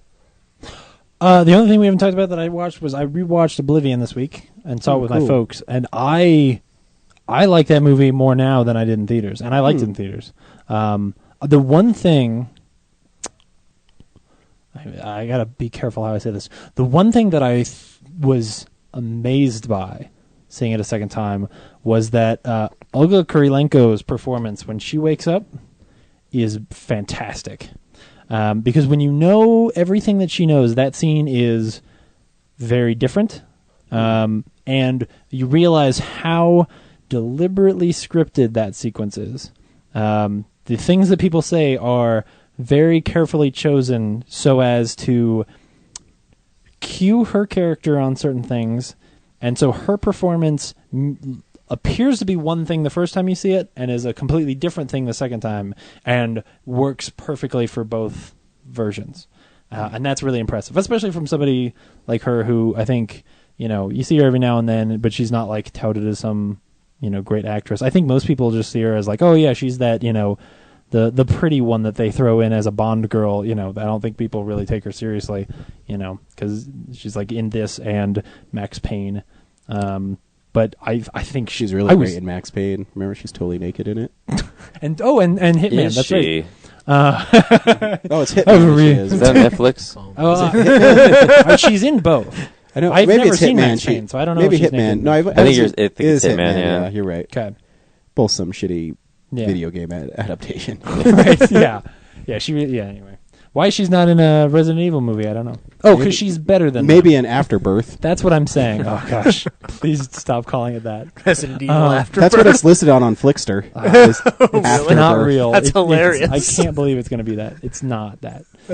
Anyway, I I will reiterate, I think that movie was really fun, and Fuck you, now you're going to make me go out and get it. yeah, no, and the Blu-ray is beautiful. I love Tom Cruise. I'll say this at the very least. I will end up revisiting it some at the end of the year. Not necessarily on my top 10, but it's definitely got some stuff in there that might win it a couple of little side awards from me at the end of the year. Very cool. Yeah. Oh. Zach, what'd you watch this What are week? you looking at me like that for? I'm waiting for Do the Right Thing is what you watched this week. You're looking at me with your orange hat. You're just like, Zach, what did you watch? What the fuck did you watch? Take your shirt off while you you talk saying? about it. If you had asked it in that way, it would have been even more funny to me. Like, I probably would have fallen Just over do the it chair. like Jack Bauer. What are you doing? No, that's Stallone. Sorry. Can I throw in a quick review real quick? Yeah, sure. Kind of fan mail. Mayo, who's written into the show before, says, "Okay, you're right. I love The World's End." Nice. Ah, good. So Nice. Good. But did I love it? That makes my belly. find out. Stay tuned. Like an hour or so. Yeah. When we get there. Oh God. What did I watch? I watched two specific movies that caught my attention. First one was I watched Red State again, and I love Red State. Yeah. I've heard your guys' review, and and I take a lot of flack for loving that movie. Really? As much as I do, I think that I've watched Red State more than I've watched any movie on the planet. Oh, so maybe you love it too much? Not that there are a lot of people you know who hate that movie. It's possible. Like, I'm not gonna deny it. Like, I've never been shy on my Kevin Smith fandom, Yeah. but that movie just goes beyond that. Like, it's a great exploitation piece. Like, it's not even a horror movie. That's just a full blown exploitation movie that caters to a very specific situation in our time. Like, like they didn't have they had gay protests back in the 70s, but this is a very specific issue and a very specific character that really I don't see it being made any time before, or maybe even any time after. Like, there's nobody who's going to come within the next 40 years that compares to what Fred Phelps does as a evil human being and an evil fucker. Well, let's hope. I hope so. Oh, Yeah. God, I hope so. But I'm watching that movie, and Michael Parks literally set me aside today. Just watching that performance, it just, I don't know how else to describe it. It seems like the Academy really fucked up not nominating him, because that performance is so solid. It is so the Oscars unique don't and matter, so right? original. Yes, they do. They still do. You're only saying that because you have a chance to win one still.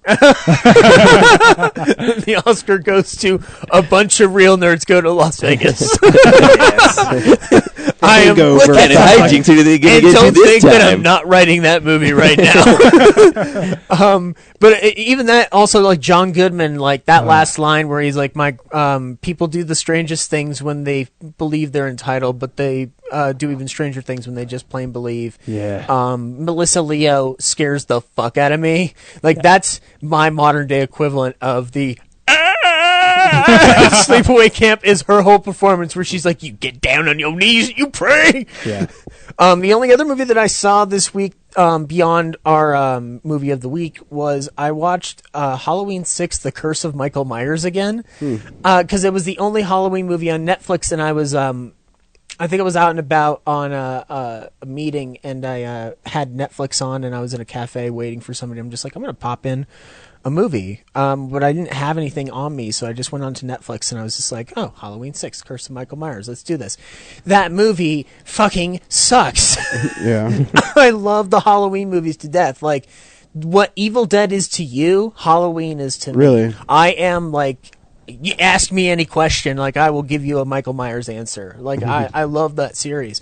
But I've been spoiled because there's a producer's cut of it out there called the 666 cut. I've never seen that. It's basically, it just kind of changes it, and it insinuates that if anybody doesn't know what the Curse of Michael Myers is, basically they assume that the reason Michael kills is because that he has a supernatural curse behind him, and it's all called the Curse of Thorn. Basically, he has to kill a member of his family in order to keep the curse alive. And they reveal that the reason that he has this curse is from his doctor, Dr. Ed Wynn, which is a very, very weird name to give the Doctor. Oh, no, Terrence Wynn. Sorry, Dr. I wish it was Edwin. Edwin would have been.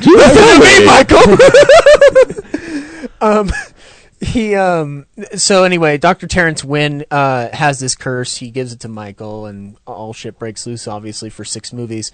But at the end of this film, in the producer's cut, it's revealed he gives the curse to Dr. Loomis. And I always thought that was a more interesting ending, because the last thing you hear is Dr. Loomis screaming, "Ah!" I'm not even exaggerating. That's how it happens. "Ah!" Like, it's weird. And like, that's what killed Donald Pleasance. Screaming. He's like, "I died from bad acting." That's actually it's actually one of my favorite performances of his. And then also Paul Rudd's in it. He plays like a conspiracy nut DJ. There's a part in that movie that's really suspenseful, and I think it's the part where they're looking across from each other in each other's houses, and Michael's behind him. Oh yeah, I felt like that was it's like American Beauty, but with Michael Myers. Yeah, it's kind of cool. I've never seen the producer's cut. I've heard rumors about it. I've never known where it's possibly existed before. I can show you where to get it. Cool. It's really cool. Because the Curse of Michael Myers is really convoluted on that cut of it, because it seems like there's chunks of it missing. You can get it like next time you go down to a convention, you have to get it there. Like my copy that I have on DVD, I picked up from a convention, I think at Comic-Con or something like that. I think I picked it up along with the Star Wars Holiday Special, because I really wanted to watch that for some really weird reason. I really wanted to see Chewbacca go back to his home world for Christmas. The problem that I had with it, because I watched it on Netflix, and since I watched it on Netflix, it really did not do it for me, you know. And maybe I've been spoiled by the bootleg version that I have and that I own, but you know, that movie is just so disjointed. It's very clear that we should have just let Quentin Tarantino do Michael Myers from Space, which was the original intention, which would have been really cool.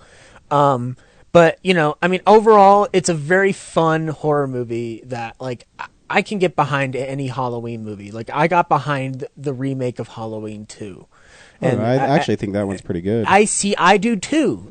Everybody downs on it because they're just oh, it's a white horse. The white horse. Have you seen the director's cut of it? Yes. The director's cut's pretty good. Way better. It explores Laurie's character a lot better. Yeah, it's more of a character piece. And what I've loved about that movie, no matter whether it's director's cut or regular cut, they focus on Michael less and less than they do every other character. And it felt almost as if a serious filmmaker was making a Halloween movie, as opposed to somebody who was very clear on making a horror film. The best Halloween films are the ones where Michael is not in it that much. I truly feel that. It's kind of like Psycho. You know, one of the best reasons that Psycho is one of the best movies we've ever seen is because we don't get to know Norman that much, and then when we finally find out, we're kind of freaked the fuck out by what is going on and what is happening. I think the biggest problem with the Halloween remakes is I think sometimes the white horse idea I don't think is fully realized, and I think maybe too that Sherry Moon Zombie is the one who's playing it, and I don't think she's that strong of an actress. But also too, as I think his biggest weakness is sometimes his dialogue. I don't like how sometimes the teenage girls talk. I think it's a little too crude. I love it because that's how I don't know how you grew up, but that's how every teenage girl that I knew talked. Really? Teenage girls would walk up I can't wait to fuck my teacher? Not in those specific words, Ryan, but they would be crude like that. Yeah. I went to a school where it was a bunch of overprivileged white girls, didn't know what the fuck they were doing. They would be very crude and crass about themselves because they felt they had the right to. It's about this generation's about entitlement, and I think Rob Zombie captures that perfectly in the first one, when all of these girls are just that C-U-N-T needs to get laid. Yeah, that was my favorite line in the remake. I know, to me, that just seems, I don't know, something. But I think he's a fun filmmaker. I think he does older people much better, though. I think so too. Joe Grizzly is my favorite cinematic character of all time. I'm Joe Grizzly, bitch. Yeah. What we have here is our failure to communicate. Ken Forey. What I want is for him to finally make that Western he's been promising us so that I can finally see a Rob Zombie movie. I just want him to make a live action version of El Super Beasto. Has anybody else seen El Super Beasto? I did watch that. I didn't want to bring it up because it didn't seem like too fun to talk about, but El Super Beasto is fucking fantastic. That's a great cartoon. That was like watching Fritz the Cat back in the day. Which I did watch Fritz the Cat again recently. Also. I know, it's on Netflix. Or is it on Amazon? It's on Netflix. It's the sequel. That cartoon is fucked up. Yeah. Like I wanted to yell at the screen because I was just like, really? Come on. Are we really doing this? You're showing cat boobs now? Hell yeah. That's so hot. But cat teats. Ryan's just like, hold on, I got a boner. I'll be right back. Brad doesn't say anything for a long time, and then finally just chimes in with the right thing. We were wondering why Ryan didn't speak right after that. Thump. Get your cock out. With that, here's a word from our sponsors. Hello, Real Nerds listeners. I'm Mac. And I'm Idiot Chillix. And we're here to tell you to visit SphrixesDomain.com.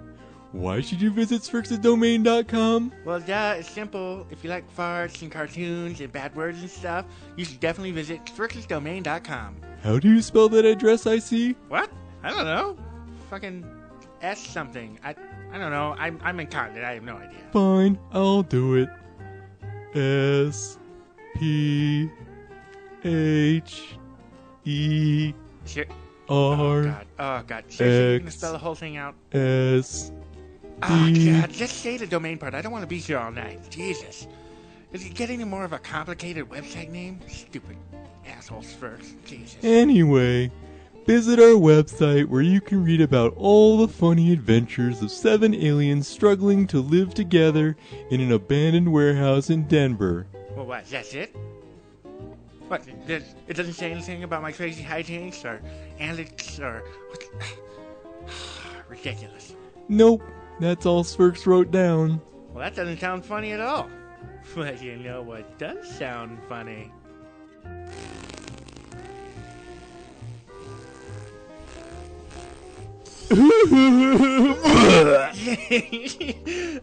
Gross. Oh man, I'm hungry God. again. Oh, it's so disgusting. Oh.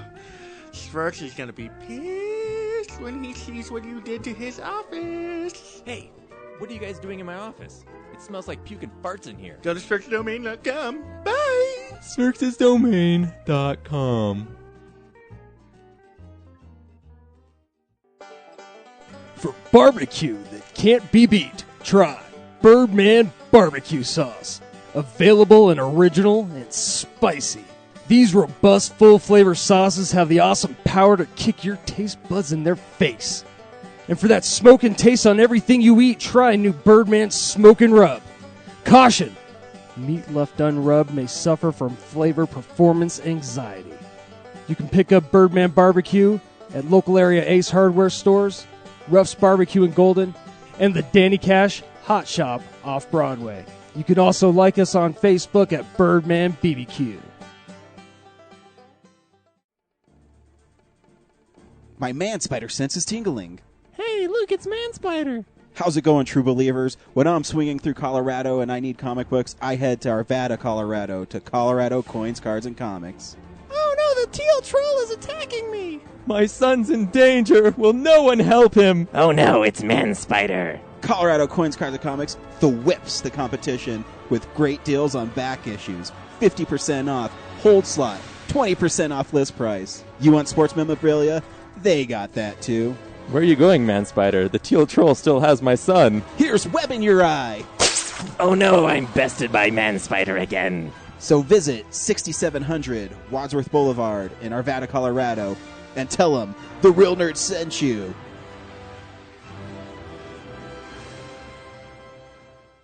Oh my god, box office numbers this week. Who won? Someone who's serving or someone who got served? This is the box office stats. I don't know what that meant. It was you dance kind of scared me. movies. I'm just like, I don't know. There is no dance movies, but Lee Daniels, the butler, won. Okay, I only just realized this. It's listed as Lee Daniels the Yeah, Butler. they had to because Warner Brothers sued the Weinsteins because they have comedy from 1916 called The Butler. Yep. Oh yeah. And they didn't want them to use The Butler, which doesn't make any sense because people have the same title for movies all the time. Yeah. So the Weinsteins, they were in this huge legal battle. They didn't want to push back the release date. They're like, fine, it's Lee Daniels, The Butler. They've had to do that before. Like, they had to do that for Cop Out because Blake Edwards had the title Cop Out before Kevin Smith's film. And they've had to do it, like, multiple times.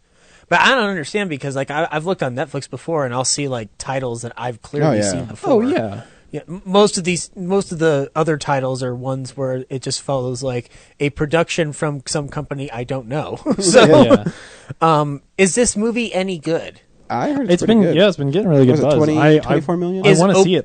Is Oprah gonna get an Oscar? Probably not. Well, hold on.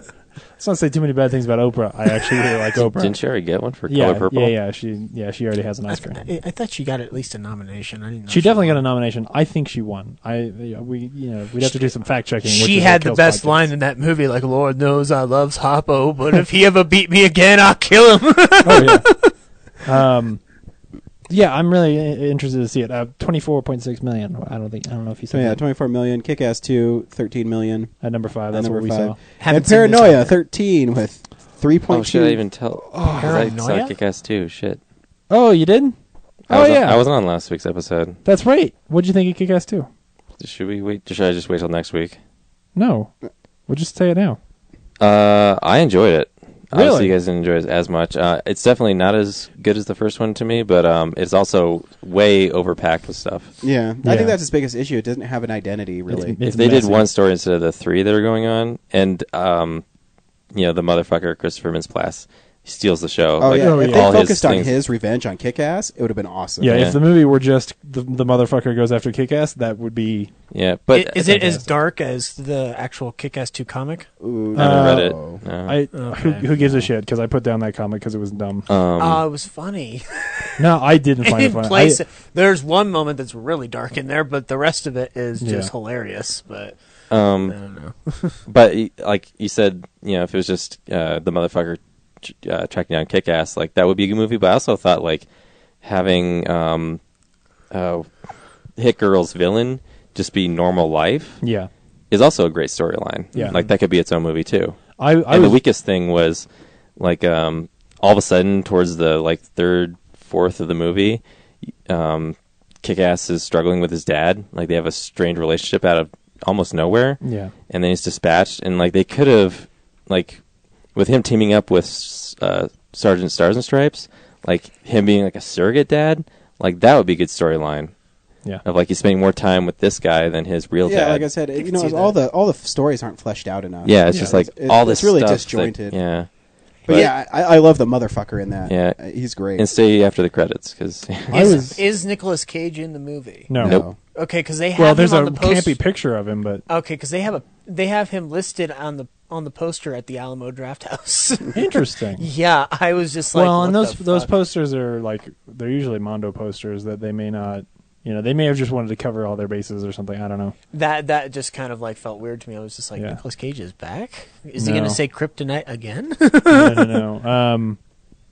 Yeah, that movie's just sort of messy. I was actually really excited when like that scene where she's hanging out with those girls, and they're like sort of in the most weird like indoctrination kind of way trying to teach her to be a normal girl. I was like, this is where this movie's gonna get like okay, and then they totally cop out and turn it into a bad version of Mean Girls, and I was just like, okay. And that whole funeral scene, like it's so awkward. It's trying to be weighty, but then like, and every time someone dies in the movie, like there's no weight to it all. There's no resonance. It's just like here's this other thing. But yeah, that funeral thing, like, oh, it's so sad. My dad's dead, and all of a sudden, hey, there's these other guys who've been hanging out here, and then they have a coffin full of weapons. Yeah, let's just start that up. How do we make this have any importance? I don't know. Turn it into an action scene. It'll be the most important, like the best action scene in the movie, but it'll be awkward and off tempo. And yeah, so that's my mini review of Kick-Ass 2. Cool. This is what's coming out next week.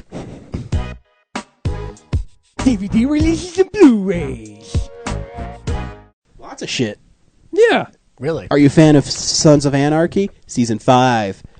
Did you like Leo's portrayal of Old Sport, Great Gatsby? Boom. Blu-ray. No. I like I'm his, stopping you now before this gets any worse. I like his portrayal. I hated everywhere the camera was and all of the well, I just hated everywhere the camera was. The part of that movie that I hated was when I bought the ticket. They had to pay to it.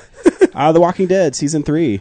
Excited to see that again. Yeah. Zach, you'll be excited for the next one. Pain and Gain. Pain and Gain, yes. Dwayne The Rock Johnson. What's up, guys? How you doing, real nerds? Talk about Pain and Gain. Don't be a little bitch. I'm hot. Yeah, get your pump on. Yeah, that looks good. I'm That looks looking really at a good. lot of homo stuff. That's that moment. Like, I actually, full disclosure, I rented Pain and Gain on iTunes recently. It's not a surprise. I watched it again, and there's a great moment where Dwayne Johnson's grabbing a dildo, and he goes, I'm looking at a lot of homo stuff. And I'm just like, why are you looking at it? Close your eyes if you really are that, like, disparaged by it. The Rock. He's I the love man. talking about Pain and Gain. I know it's not going to win any awards, but I did like that movie. It's a fun. lot. It's Yeah. funny.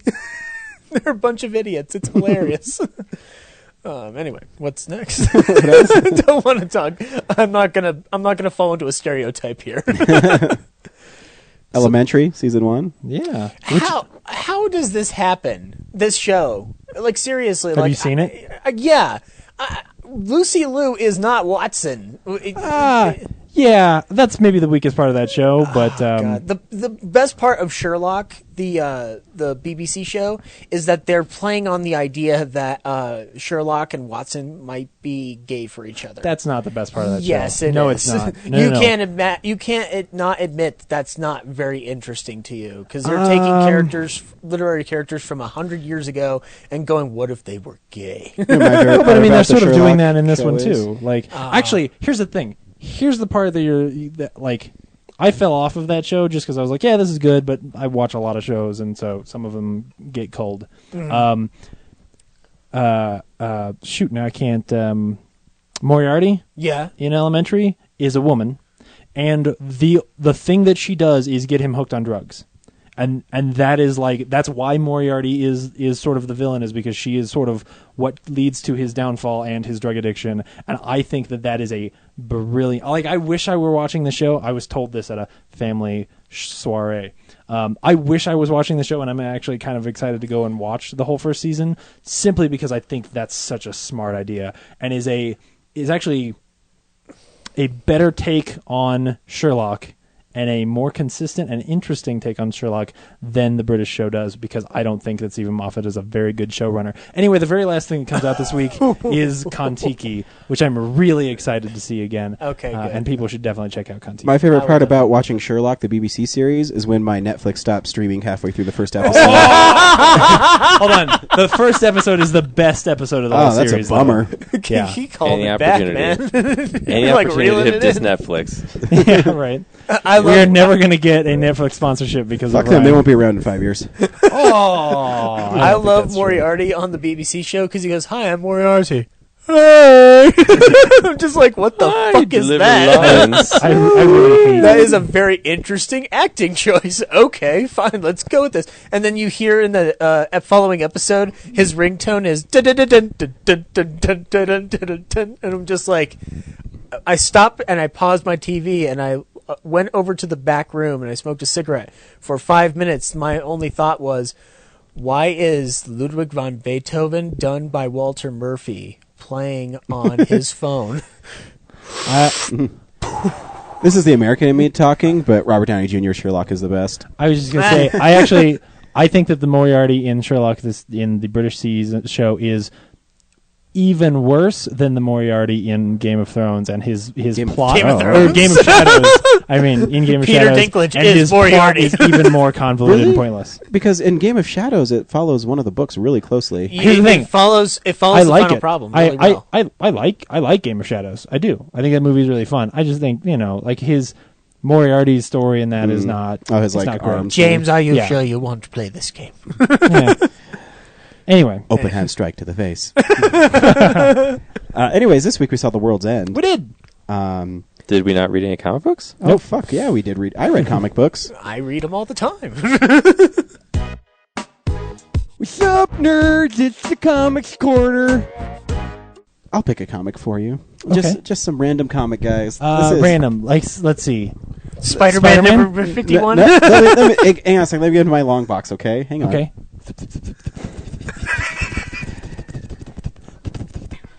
Cool. Pick a comic. Oh, this is really cool. This comic right here. It's I don't have one. I don't. Let's just go to the movie. I can't even pull it off the top of my head. I will say, stay tuned. I am writing a really long article called "The Inferior Spider-Man" because I've been reading so much of the Superior Spider-Man that I've written a whole article about the inconsistencies in the character and why he is a horrible Spider-Man. So the whole article will just be about the entire history of Spider-Man, right? Oh, somebody's gonna get knifed. Come on, man! Blonde on one end, redhead on the other. How is he not dicking them both? Like, I'm serious. Because with great power comes great responsibility. If his villains found out who he was, he'd put them in danger. What happened to Gwen Stacy? Do you think Aunt May ever walked in on him and he's just webbing himself? The great power is his dick. Yes, exactly. You know what? One of the I'll where do you think the webbing comes from? You know what? I'll give you a comic to read, Mr. Eastman, about you just making fun of Aunt May. No, it's fine. There is a great issue of Amazing Spider-Man 400 that deals with the death of Aunt May.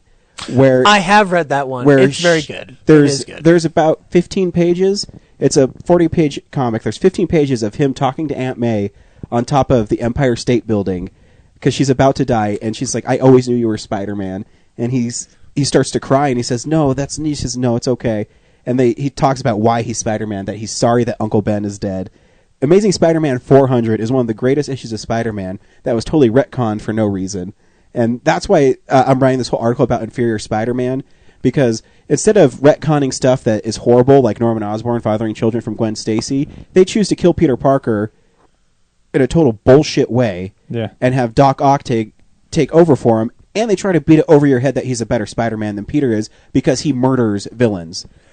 And because you're darker and more sinister doesn't make you a superior Spider-Man. I agree. Like, that's what really bothered me. Like, that's when I stopped reading Spider-Man. Like, I actually used to go over, like, I mean, full disclosure, I know I make fun of Spider-Man on the show, but that's all right. The truth is, it is a good hero. I think I've just been more cynical about it because of the movies. But, you know, the death of Aunt May, I remember that actually very perfectly well because that was the first time when I, like, learned about how to write revelations, like how to reveal that your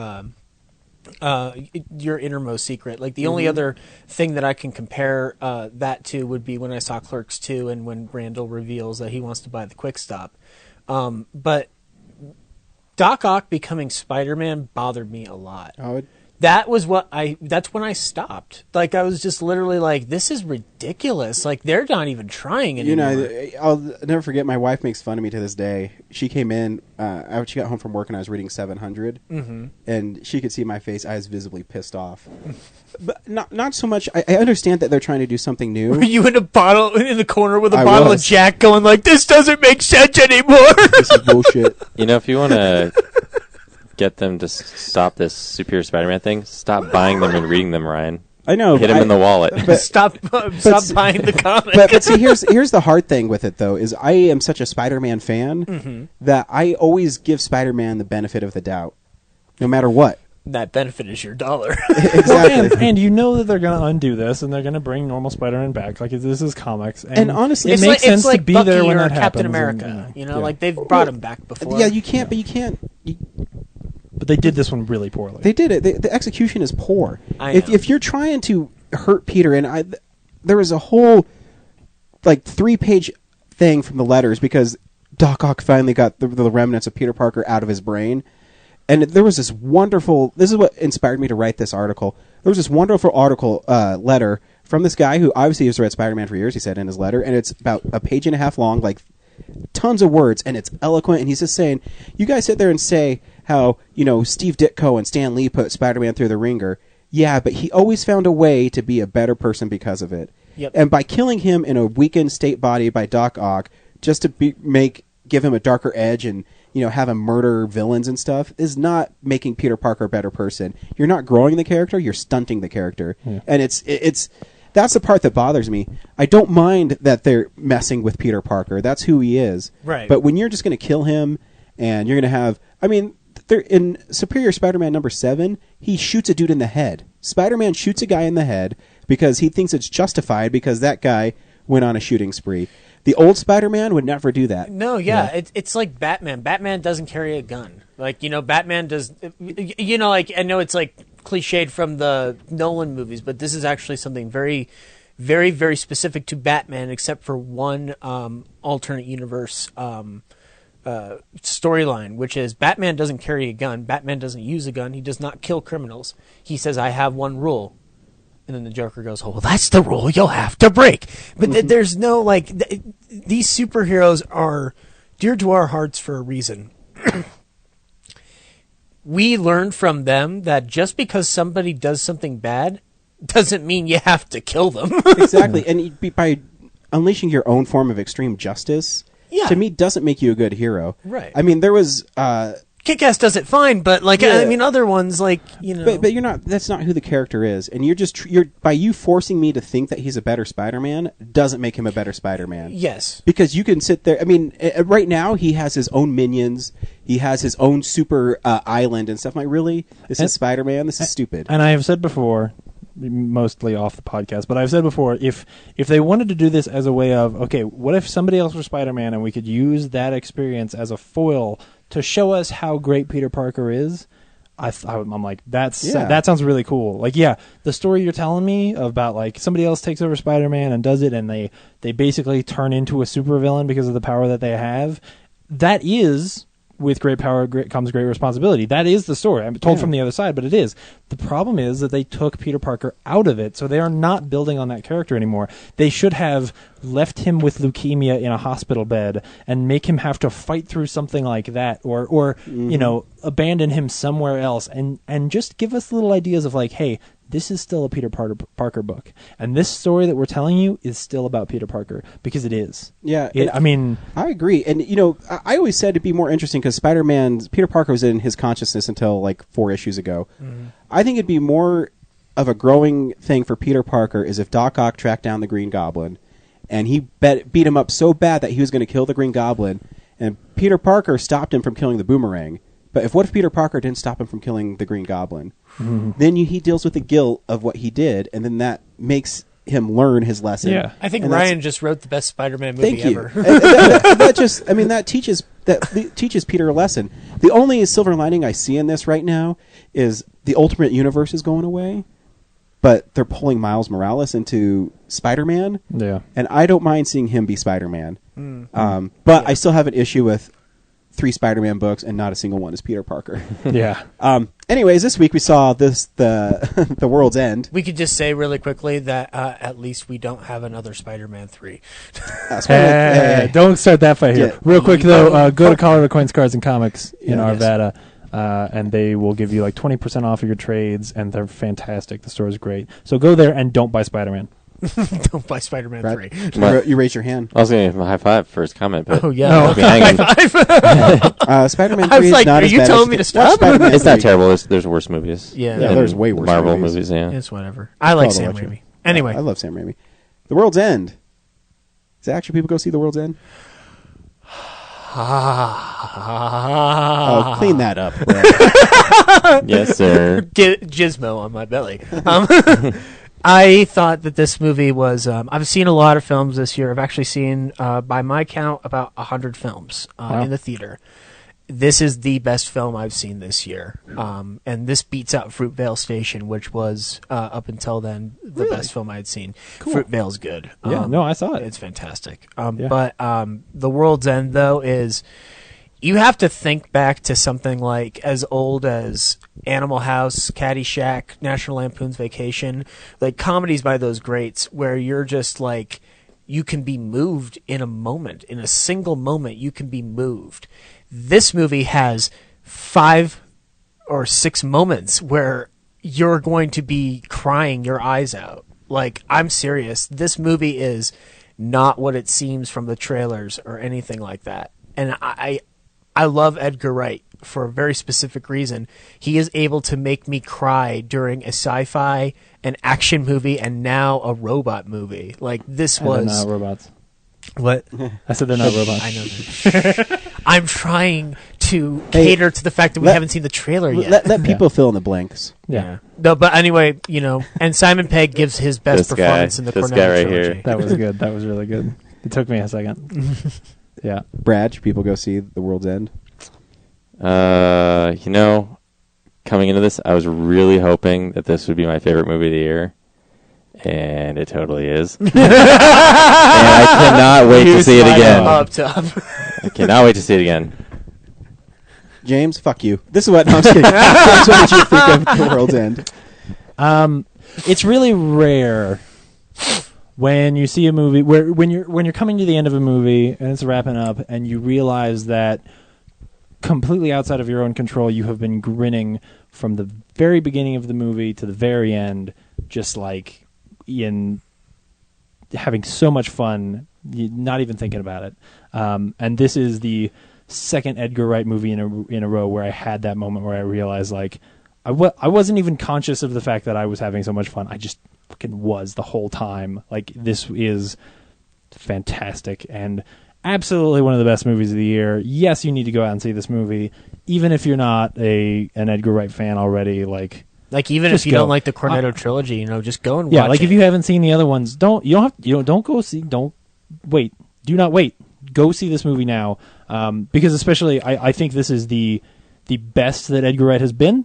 This is him at the top of his game, especially with the action stuff. And there were a couple times where I got pulled out because I went, I am so excited for Ant-Man. Like the action sequences would happen, and I would go, I want to see action. I want to see Ant-Man more than another Marvel movie right now. Like coming out of that movie, I'm like, what is that going to look like? So yeah, absolutely, people need to see this movie. Yeah, I agree. And I'll agree with Zach too. I think this is maybe the best movie I've seen Simon Pegg in. I think his emotional arc is amazing. Oh yeah, huge. I think also Nick Frost plays against type, and I think he's really good in it. Yep. Everybody, I have words about that performance. Everybody's really good in this movie. The movie is thrilling. It's funny. It's fantastic. It's brave. It is. They make some brave choices in what they do with these characters this time. It's the content is brave alone. It is. Like that's like going after Invasion of the Body Snatchers in a big bad way, and it does it so well. It is, and here's the trailer for it. And we're back, just like the 5 Musketeers. 3 Musketeers, isn't it? Well, nobody knows how many there were, really, do they? You know that the 3 Musketeers is a fiction, right? Written by Alexander Dumas. A lot of people are saying that about the Bible these days. What, that it was written by Alexander Dumas? Don't be daft, Steve. It was written by Jesus. Are we there yet? Let's do this! They haven't seen each other in 20 years. I'm free to do what I want. But tonight, they're returning to their hometown to finish the ultimate bar crawl. This is our chance to finally conquer the Golden Mile. 12 pubs, 12 pints. And this time, they're going to make it to the last bar, the World's End. Let's go! Come on. What do you recommend? Beer. We'll have 5 of those, please. 4 of those, and a tap water. What? Look who it is! Wow, long time. Gary. Welcome, bienvenue, welcome. Well, it's weird, isn't it? You come back and everything's sort of different. I suggest you get on your way.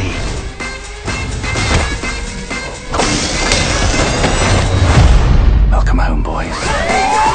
It's not us that's changed, it's the town! What are you doing? It's all right, I'm not trying to have sex with you. There's something I need to tell you right now. Unless you do want to have sex, in which case I'll tell you afterwards. Tell me right now. What did he say, Sam? Newton Haven has been taken over by robots. Did you believe him? We should head back to London. A, we're all drunk. B, we've got blood on our hands. It's more like ink. We've got ink on our hands. From the creators of Shaun of the Dead and Hot Fuzz. Let's climb down the drain pipe. I got a better idea. Climb down the drain pipe. The only way to survive the night is to make it all the way to the World's End. Where are the others? They're blending in. Hello, I am a robot. We're just 5 friends on a night out, having a good time. The World's End. What the hell is that? We are going to get to the World's End if it kills us. Oh no! Can I jump the gun on this? Oh, fuck. Shut it down. Shut it all down. We get a director on here. He thinks he runs this fucking thing. Guys, you are in your places.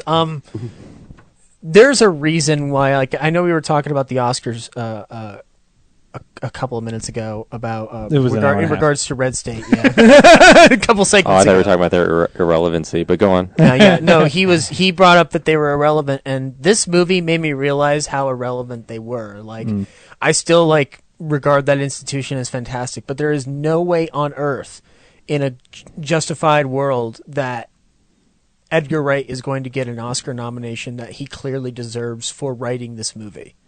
This movie might be one of the. Let's forget the fact that it's a great comedy. Let's forget the fact that it's a great end to the Cornettos. This is one of the best sci-fi movies I've seen since Planet of the Apes. In terms of writing, it just excretes Serling-esque ideas, and then takes them and puts them on a Mel Brooks plate.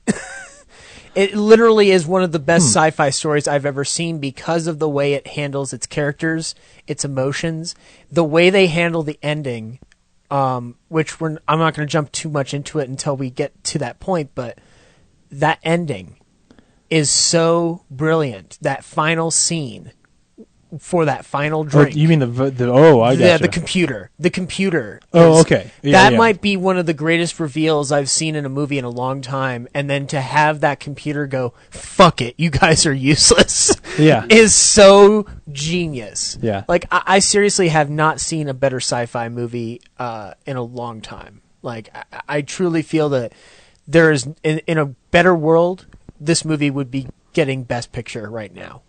Hands down.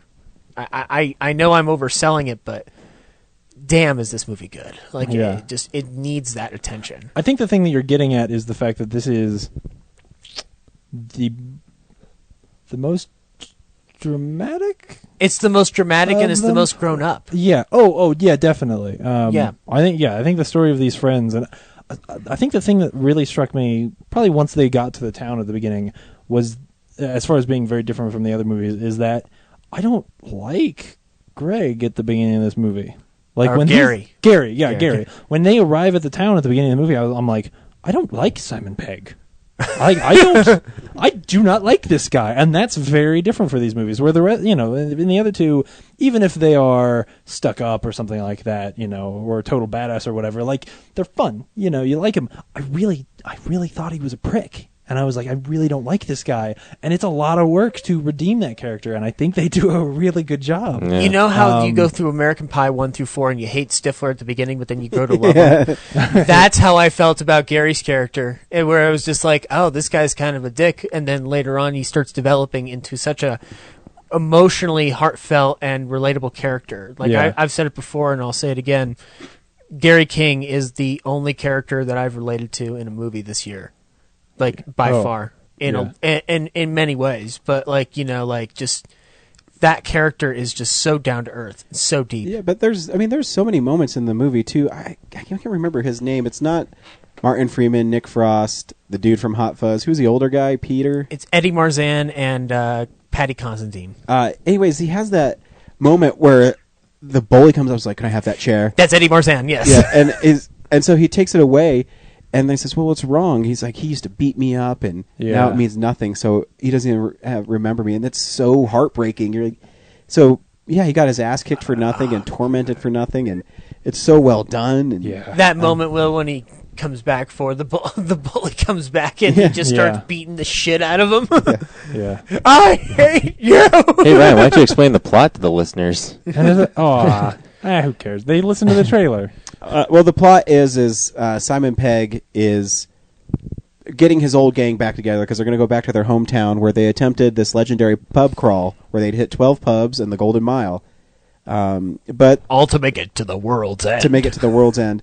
They weren't able to do it because the O-Man passed out in the park, and some other factors came in. Immaturity. Weed is a big part of that too. And he starts off in the beginning of the movie in a really bad place, and you get that feeling from him where all his friends have moved on, and he is still, look how cool I am, and I'm still the young rapscallion that I was. And So he has to lie and get them all to New Haven Port. Is that what it's called? Yeah, New Haven Port. Yeah. And that was just New Haven. Yeah, no, it's just New Haven, yeah. Yeah. No, I don't think so. I thought it was New Haven Port. Whatever. New Haven something. And so he gets them there, and they attempt this pub crawl, and no one really wants to be there, but they only show up because all his other friends are there. And his whole goal is to relive this. And when you find out why he wants to relive this, it's one of the best reveals. It's heartbreaking because too.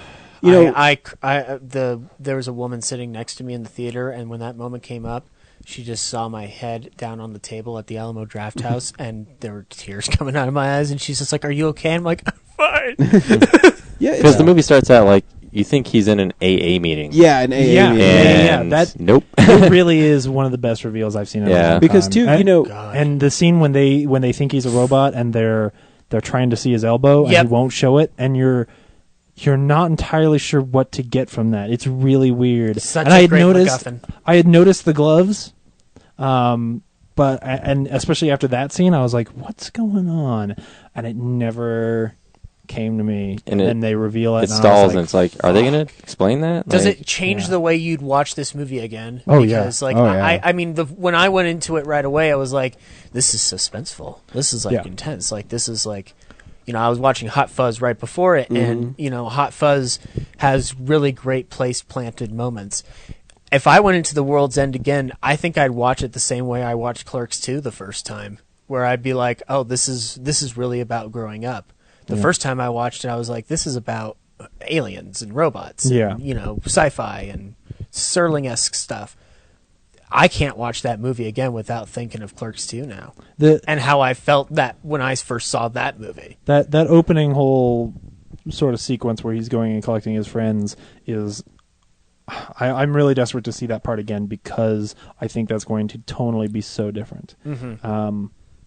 And I'd love to see how Simon Pegg's performance reflects that. Because when he played the character, he knows what he's doing. I'm really excited to see what that looks like and what little things he's doing there to sort of clue you in on who that character is. I think it's really weird in the dialogue, you know, like even watching the movie without a knowledge of the ending or even the knowledge of the reveal, because there's two endings to me in this movie. One is finding out that Gary was suicidal at one point. And then the other ending is, of course, is 5 waters, please. And which is also great. That was... I want that movie. That was so genius. I was just like, I want to live that world right now. Robots and humans fighting each other. But you get a sense in Simon's performance that it's not even that he's like... They keep assuming like, oh, it's about an alcoholic or it's about like somebody who's addicted to drugs. Or just immature. Yeah, that is it. Yeah. I've said this. I told this to Brad today. The Cornetto trilogy is really about the 3 basic steps of what it takes to become an adult. The first step is accepting responsibility. In Shaun of the Dead, he has to accept responsibility and lead a team of people back into a pub to survive. Hot Fuzz is about separating yourself from your job, learning how to have fun. And the end of the Cornetto trilogy, The World's End, is all about never forgetting to be a kid sometimes. That whole movie is about him trying to relive glory days. And at the end of that movie, he doesn't stop. He's still going for the Golden Mile. And I thought that was very poetic, where you're trying to say to somebody, I want to have fun. And I know that I have fucked up at points in my life, but I want to have fun. Yeah. And I thought that's probably what made me cry the most about this movie, was because it's just like, that is so poetic, because those are the 3 steps into being a man. In my opinion, I don't know. Like I don't know. Like I still read comic books in my bed and jerk off. Well, I do too. I don't think you ever outgrow with that. I think the thing that I find so genius about that very last sequence, you know, the 5 tap waters thing, is that the scene where he's arguing with the robot and basically making this argument that like, oh well, you know, humans are beyond all hope, and we all just, you know, stop fucking with us, like leave us alone. Fuck it. It feels so damning And it's the kind of thing that we've seen in sci-fi plenty, is this idea that like you can end a sci-fi story like this with like, oh, I guess the humans are just fucked, so we're just never gonna go beyond that. But that one scene of him going around with the blank, like this whole last plot of now the blanks are out there and now they're being looked down on, and he picks up a few of them and goes and fights the worst thing about humanity. It totally turns that on its head and redeems humanity in that last little scene in a very interesting way that I don't think most sci-fi is smart enough or good enough to do. And that ending makes... That's awesome. Oh, sorry about that. Thanks. Oh man, they finally agree on something. Great. Yeah, like the machine. The machines actually got him to be what he was railing against. Yeah. The best thing the machines could have done was show up and stay blank. Like, not ever take anybody over. They could have just shown up and made us take care of them, and that would have made humanity better. And that fits that character so well because, again, I'll say it.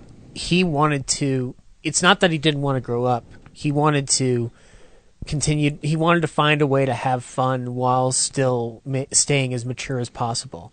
That's why the waters are so important. When he orders 5 waters, it's clear that he has changed. Well, but I think that one shot, he has changed. He's still a snarky guy, yeah, but he has changed, and that's again one of those things that Edgar Wright does is that he's very clear on what he places in the frame, and what he shows us, and what he tells us, and what he doesn't tell us. It's very methodical, very specific. I watched that movie as if though I was sitting in a film school class, and it was the best experience. I think it's also though about him having somebody who depends on him. Because I think that's why he, in a lot of ways, why he misses having those friends who look up to him. Is that I think he sort of thinks they depended on him, and as you watch that movie, you realize that they kind of did, where they were following him so much, and he defined their lives for a while, and when he doesn't have that anymore, he doesn't have anything. He needs to be a leader, not a follower. Yeah, exactly. Yeah, and without those friends, he just is no one. And it's not just friends. It's that because they're not his friends. They're blank. Like they are nothing. They will never get that water without him. And I think that's a big part of that. Yeah. I was very. Yeah, man, this movie's good. Yeah. Oh, shit. Are you making fun of me? No. As we talk about this, like I was just like, that is the terrible impression of me, James. No. This is one of those cases where, as we talk about this, this movie gets better. So we can both geek out together. Oh, my favorite gag in the movie is when Nick Frost is finally getting drunk and he's saying something, and he turns around and he punches through the glass of the door. I was gonna say this when you said my favorite gag. I was gonna say same thing too. When he tries to open the door and punches the window. Yeah, I was the guy in the theaters who was like, normally I just kind of chuckle in my head at stuff, but I was just like sipping out my Coke, and all of a sudden, like, oh man, I wish no one else. Did you do a spit take like? Yeah, and how brilliant the writing is too. I mean, there's just little moments when he's into the shed, and he's saying, "How do we know you're not real?" He's like, "Well, I just sent Sam away." And he says, because I admitted I did something wrong. Oh, so you admit you're not right? No, I just did something right, so I'm always right. Even when he's wrong, he knows that he's right. Slap themselves. Yeah. This is the quickest. No, it's not quite as quick and snappy as Scott Pilgrim, but that's because of the nature of Scott Pilgrim. But this is really, like, for real people, this is quick and great and smart. Like, this is more mature than Scott Pilgrim. Scott Pilgrim had more little in-jokes and things like that going on, but lines like that, they're constant. They're absolutely constant. Did you guys notice that the editing felt different from the first 2 of the Cornettos? Oh, yeah. I think it feels better. It felt dramatic. It felt like he was making his... Again, I keep saying it, like an Oscar movie of some sort. It's reflective of middle age, where things have slowed down, and like there's more reflective. And this makes it more poetic than the other ones, because like I love Scott Pilgrim to death, and that might be I love The World's End a lot, but Scott Pilgrim might be the closest to my heart when it comes to an Edgar Wright movie, because of just that story is so amazing, and I think that's one of the greatest love stories I've ever seen put to film by far. Fuck Cleopatra, fuck Titanic. Until Walt Met a Girl comes out. In theaters soon. Scott Pilgrim may be the closest to my heart, and that is obviously the most flashy, and that's that's to me as a person who's very hyperkinetic and does not stop. The World's End felt like I was watching an art house flick at many times because it just felt so slow. The only time that I saw remnants of Edgar's editing style, and I'm not sure who his editor is. I know his DP's Bill Pope, but the only moments that I see are when they're drawing the beers and the water. Oh yeah, that felt like that was when I was like, oh yes, it's still the Cornetto trilogy. Yeah.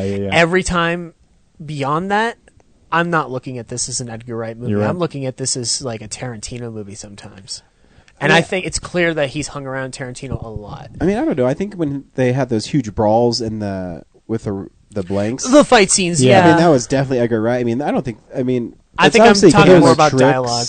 But that the repetition of the fill in the glasses is like, if anyone ever did that same thing, I would say, oh yeah, you're just ripping off Edgar Wright. Like that's one of those things that has become a defining shot for him, I think. Like if you ever put the camera in the backseat or in the trunk of a car and open the trunk, you're stealing from Tarantino. If you ever repeat somebody filling a glass or anything similar to that shot, you're stealing from Wright at this point. But I think it's better. Like he does it differently each time. You're gonna hate movie. Walt Met a Girl.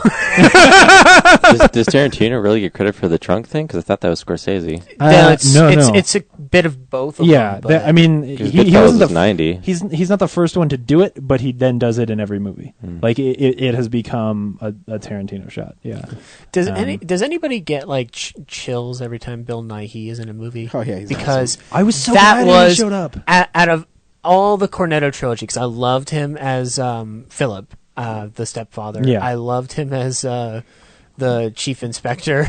Yeah. Because he has my favorite line in the movie, which is, yes, I can, I'm the chief inspector. But you just can't make anyone disappear. Oh, Barbara, don't call the doctor. I burned it under a cold tap. It's great. But he tops every great line that he has in like the Cornetto trilogy. He topped it with, "You people are useless. Fuck it." Oh yeah. That whole sequence is really good. I literally the people behind me must have been very angry because I started rolling off of my chair, going like kind of like in this motion where I was just like, This guy's having a stroke. Yeah. Oh yeah. They were just like, "Are you okay?" That was, to me, that was like, because again, it was kind of like a Serling moment where I'm just like, I really like this. Like, this is amazing. I mean, I don't know. Like, I could jerk that movie off multiple times. I think the only thing that topped it off yesterday was finding out that Ben Affleck was going to be Batman. So that idea screams genius to me. But no, great flick. Loved it. I learned something else interesting about this movie today. On Box Office Mojo, its budget is listed at only $20 million. Are you kidding me? It seems like way more. Pilgrim. Pilgrim was 60. Pilgrim. I think Pilgrim was only like $60 million. I think it was 60, $60 right? million. Well, but it only made 55. That's not his fault. But $20 million for this movie? That's impressive. Yeah, I'm.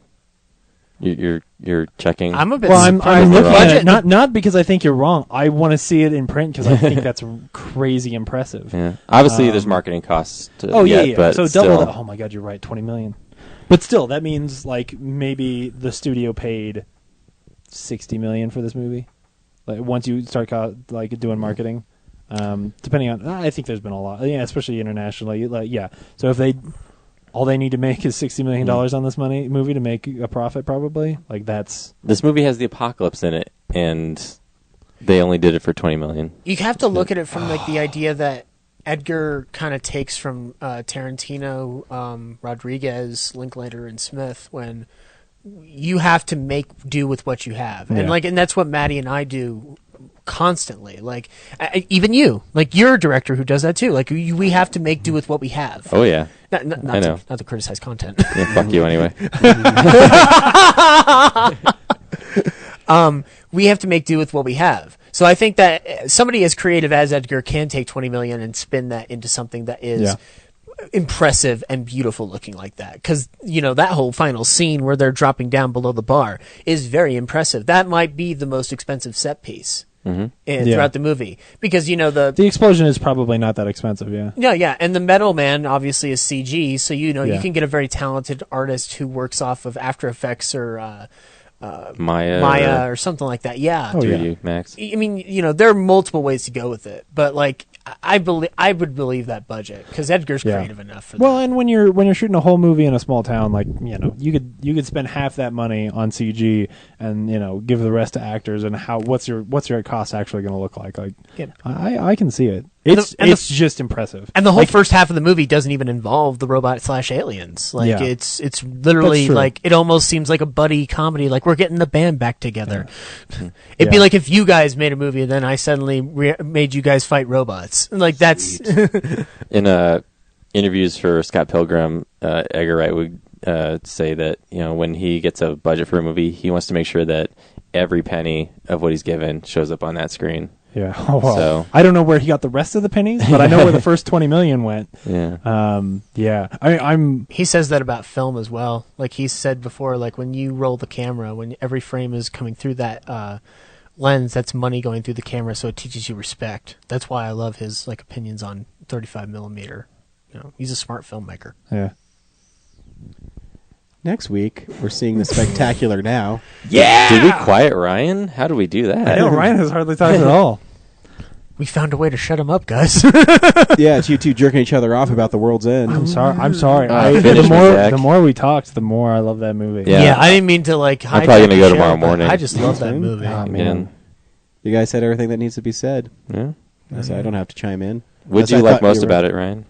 I like the story. Parts. No, I like the story of friends rediscovering each other and realizing that they needed each other to be happy in their lives. Aww. I think that's why you and I can be as friendly as we are towards each other, because we both, at the end of the day, want what's best for our friends. Absolutely. So we're seeing The Spectacular Now because that's what James wants to see. Well, hold on. Our choice. We can talk about this for a second. Our choices are The Getaway. It's just Getaway, okay? The Getaway is a video game. Our choices and are... it's a movie from '95 starring Alec Baldwin. Yes. It is. And this new one has that girl who was dating Justin Bieber. Mm-hmm. Gross. It looks great. Why would you watch that? Yeah, it might be interesting. But The Spectacular Now is here in Denver, and it got a huge buzz out of Sundance. I think it's the right thing. No, that's fine. I don't care. I think it looks great. Spectacular. We'll it does look good. I'm going next week over to New Beverly. It's gonna. We'll just do it. Way to show. I'm going to go to the New Beverly James's Real Nerds podcast. I'm excited because in 2 weeks I'm showing my short films up in Longmont at the Firehouse Art Center, so I get to miss Riddick. Yes. Wait. No, you wish you had my life. Brad just said the funniest thing of the night. I get to miss Riddick. When this all goes down, hey, I'm gonna kill you in the first 5 seconds. Riddick might be good. Are we gonna be Fast and Furious? That was first alone. It's gonna be Fast and Furious. How fast I kill you. I am Groot. Is this gonna be the game plan? No, he was the pacifier. The pacifier. That's right. The game plan was Dwayne Johnson. It's time to cut him down. Remember that cool scene in the trailer where he's flying on a jet motorbike over monsters? Remember how cool Pitch Black was? No. What? We gotta end this show before we fight. Yeah, it's average. Pitch Black is pretty fun. If it were on TV, you would watch the shit out of it. I have a soft spot. Really? I have a soft spot for the Chronicles of Riddick. He's crazy. I'm not crazy. Zach's fucking nuts. Pitch Black is fun. Chronicles of Riddick is trite. I feel a way about that movie the same way I felt about Van Helsing. When I saw Van Helsing as a kid, I was just like, this is the greatest thing ever. And then I watched it years later and I hate it. That's how I feel about the Chronicles of Riddick. I'm with you on Van Helsing. I have a conundrum for you. Okay. On the 30th, would you rather see The Spectacular Now or I Declare War? Oh, fuck. I Declare War. All right, I'll see Spectacular Now tomorrow, and we'll go see I Declare War. Is it at the Alamo? I didn't see it, actually. It's opening at the Film Center on the 30th. At the Film Center? I'd rather see it at the Alamo. Why is it not at the Alamo? They're getting it earlier. Sorry. But The Spectacular Now will warm your heart. I don't make the rules, James. I'm just telling you what the email they sent me. I'm just amazed because it's an Alamo movie. How is it not at the Alamo first? They did the same thing with, I think... Wrong, and what was the one that just came out? Huh. Well, anyway. Alan was Miami gone Connection? mainstream.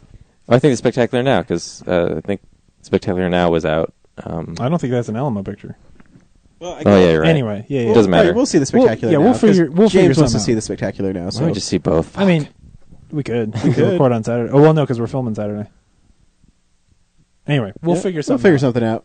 You know, Just we'll see come a back movie. next week. We'll see a movie, and it'll probably be. We've offered the audience several movie options. Write in and direct us to which one you'd rather. If you us actually talk give about. a shit, just tell us what to see, and we'll do it. You can tweet us at Zachy Take 38. Oh, don't listen to that. You shut your mouth. Tell me what you want me to You are see. never and I will allowed go. back on the show. I'll make my own Oh. podcast. Yeah, we gotta say goodbye to Zach. Yeah. Thanks for stopping by, Zach. Appreciate Thanks. it. I did have something to say before I left, gentlemen. I've known you guys for the past couple of months. You guys man, have it's only been been very that long. instrumental in our. This is gonna get emotional, James. I was going to get emotional.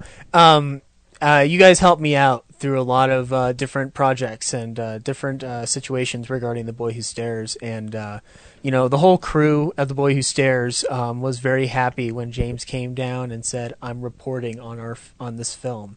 They got very excited, and they started like running. The set in like such a very high-spirited fashion. That the only thing that I can say to you guys that would be comparable is Spider-Man is okay. I like Justified. What? And Thunderbolt should be good. Should be good. It is good. I haven't seen it yet. What the fuck is it? It's been out for a whole month, man. It's free online.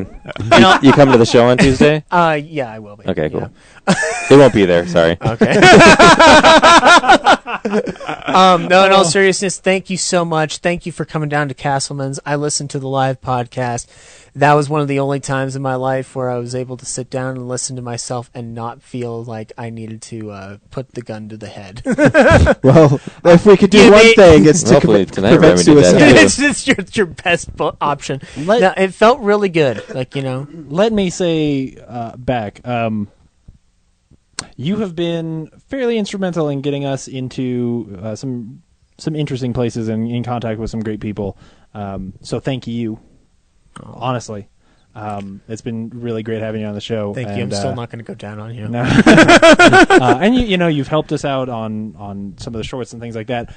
Frankly, I owe my awesome new Kush job to you in a lot of ways. So no, really, I'm going to miss having you around.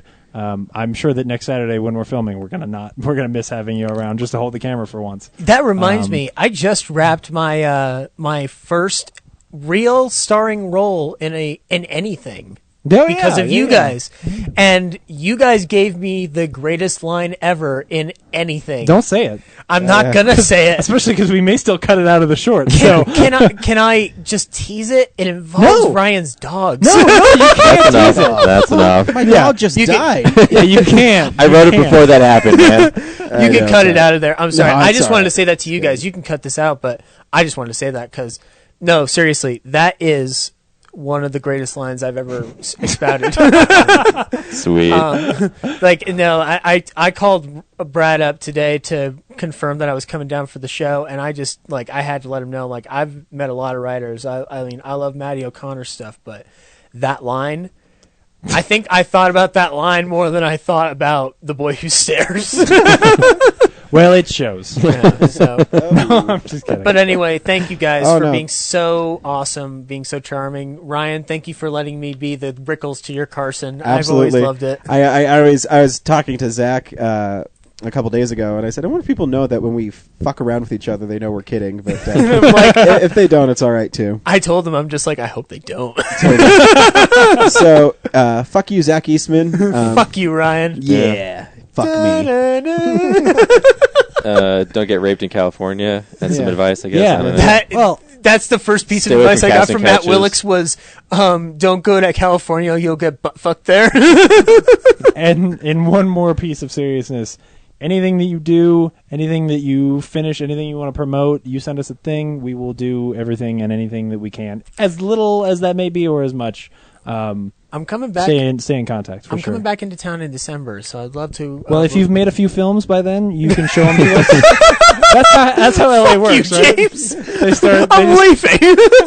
Never coming you know back. what, Zach? You come on our show and just tell us about your California experience and how much dick you had to suck. There was just one time where it got in my eye. Just don't get it in my well, eye. And we earned the explicit label. I think before you leave, there is one piece of news. The Real Nerds do have a role written in them for Walt Met a Girl. Ooh. Spoilers. Y'all get to be in a movie. Yeah. All three of us? Yeah. You guys gave one hell of a blowjob. All right. But I am not going to be in the middle. We're in the background, aren't we? You're just on the side going... Nice. Like you're Are we wearing our Real Nerd shirts in it? Yes. Oh, that's awesome. Yes, you are. Actually, I wrote that specifically in there. It's in a comic book shop, and not a lot of spoilers, but it involves my age-old question: which is better, Star Wars or Star Trek? But it does it in a way that does it in a silent movie motif. So, and you guys are getting the script this week, so just stay tuned. Cool. But you'll love your guys' moment. It's fantastic. Awesome. Thanks. We appreciate it. Yeah. And really, thanks for stopping by. Thanks for being a cool guy. Make sure you stop back by when you're in town. Yeah. Or fly us out to California when you're a big shot at, the Warner Brothers lot. Yeah, we'll go see a movie at the New Beverly with you. Yeah. Or the Grauman Chinese Theater, whatever. It's not the Grauman anymore. I know. Yeah. That's what I'm going to call it. Or the theater in the back alley. Way to be specific. Way to be a real nerd. Oh, man. I want to see something at ArcLight. they have like a dome thing or something. The Cinerama Dome. Cinerama Dome, yeah. It's fantastic. I've been there. I wanted to Still see showing off. Really What a badly. dick. I wanted to see Pain and Gain there really badly, but nobody would go. Bye. Bye. Thanks, Zach. Thanks again. Good luck. Don't suck too much dick.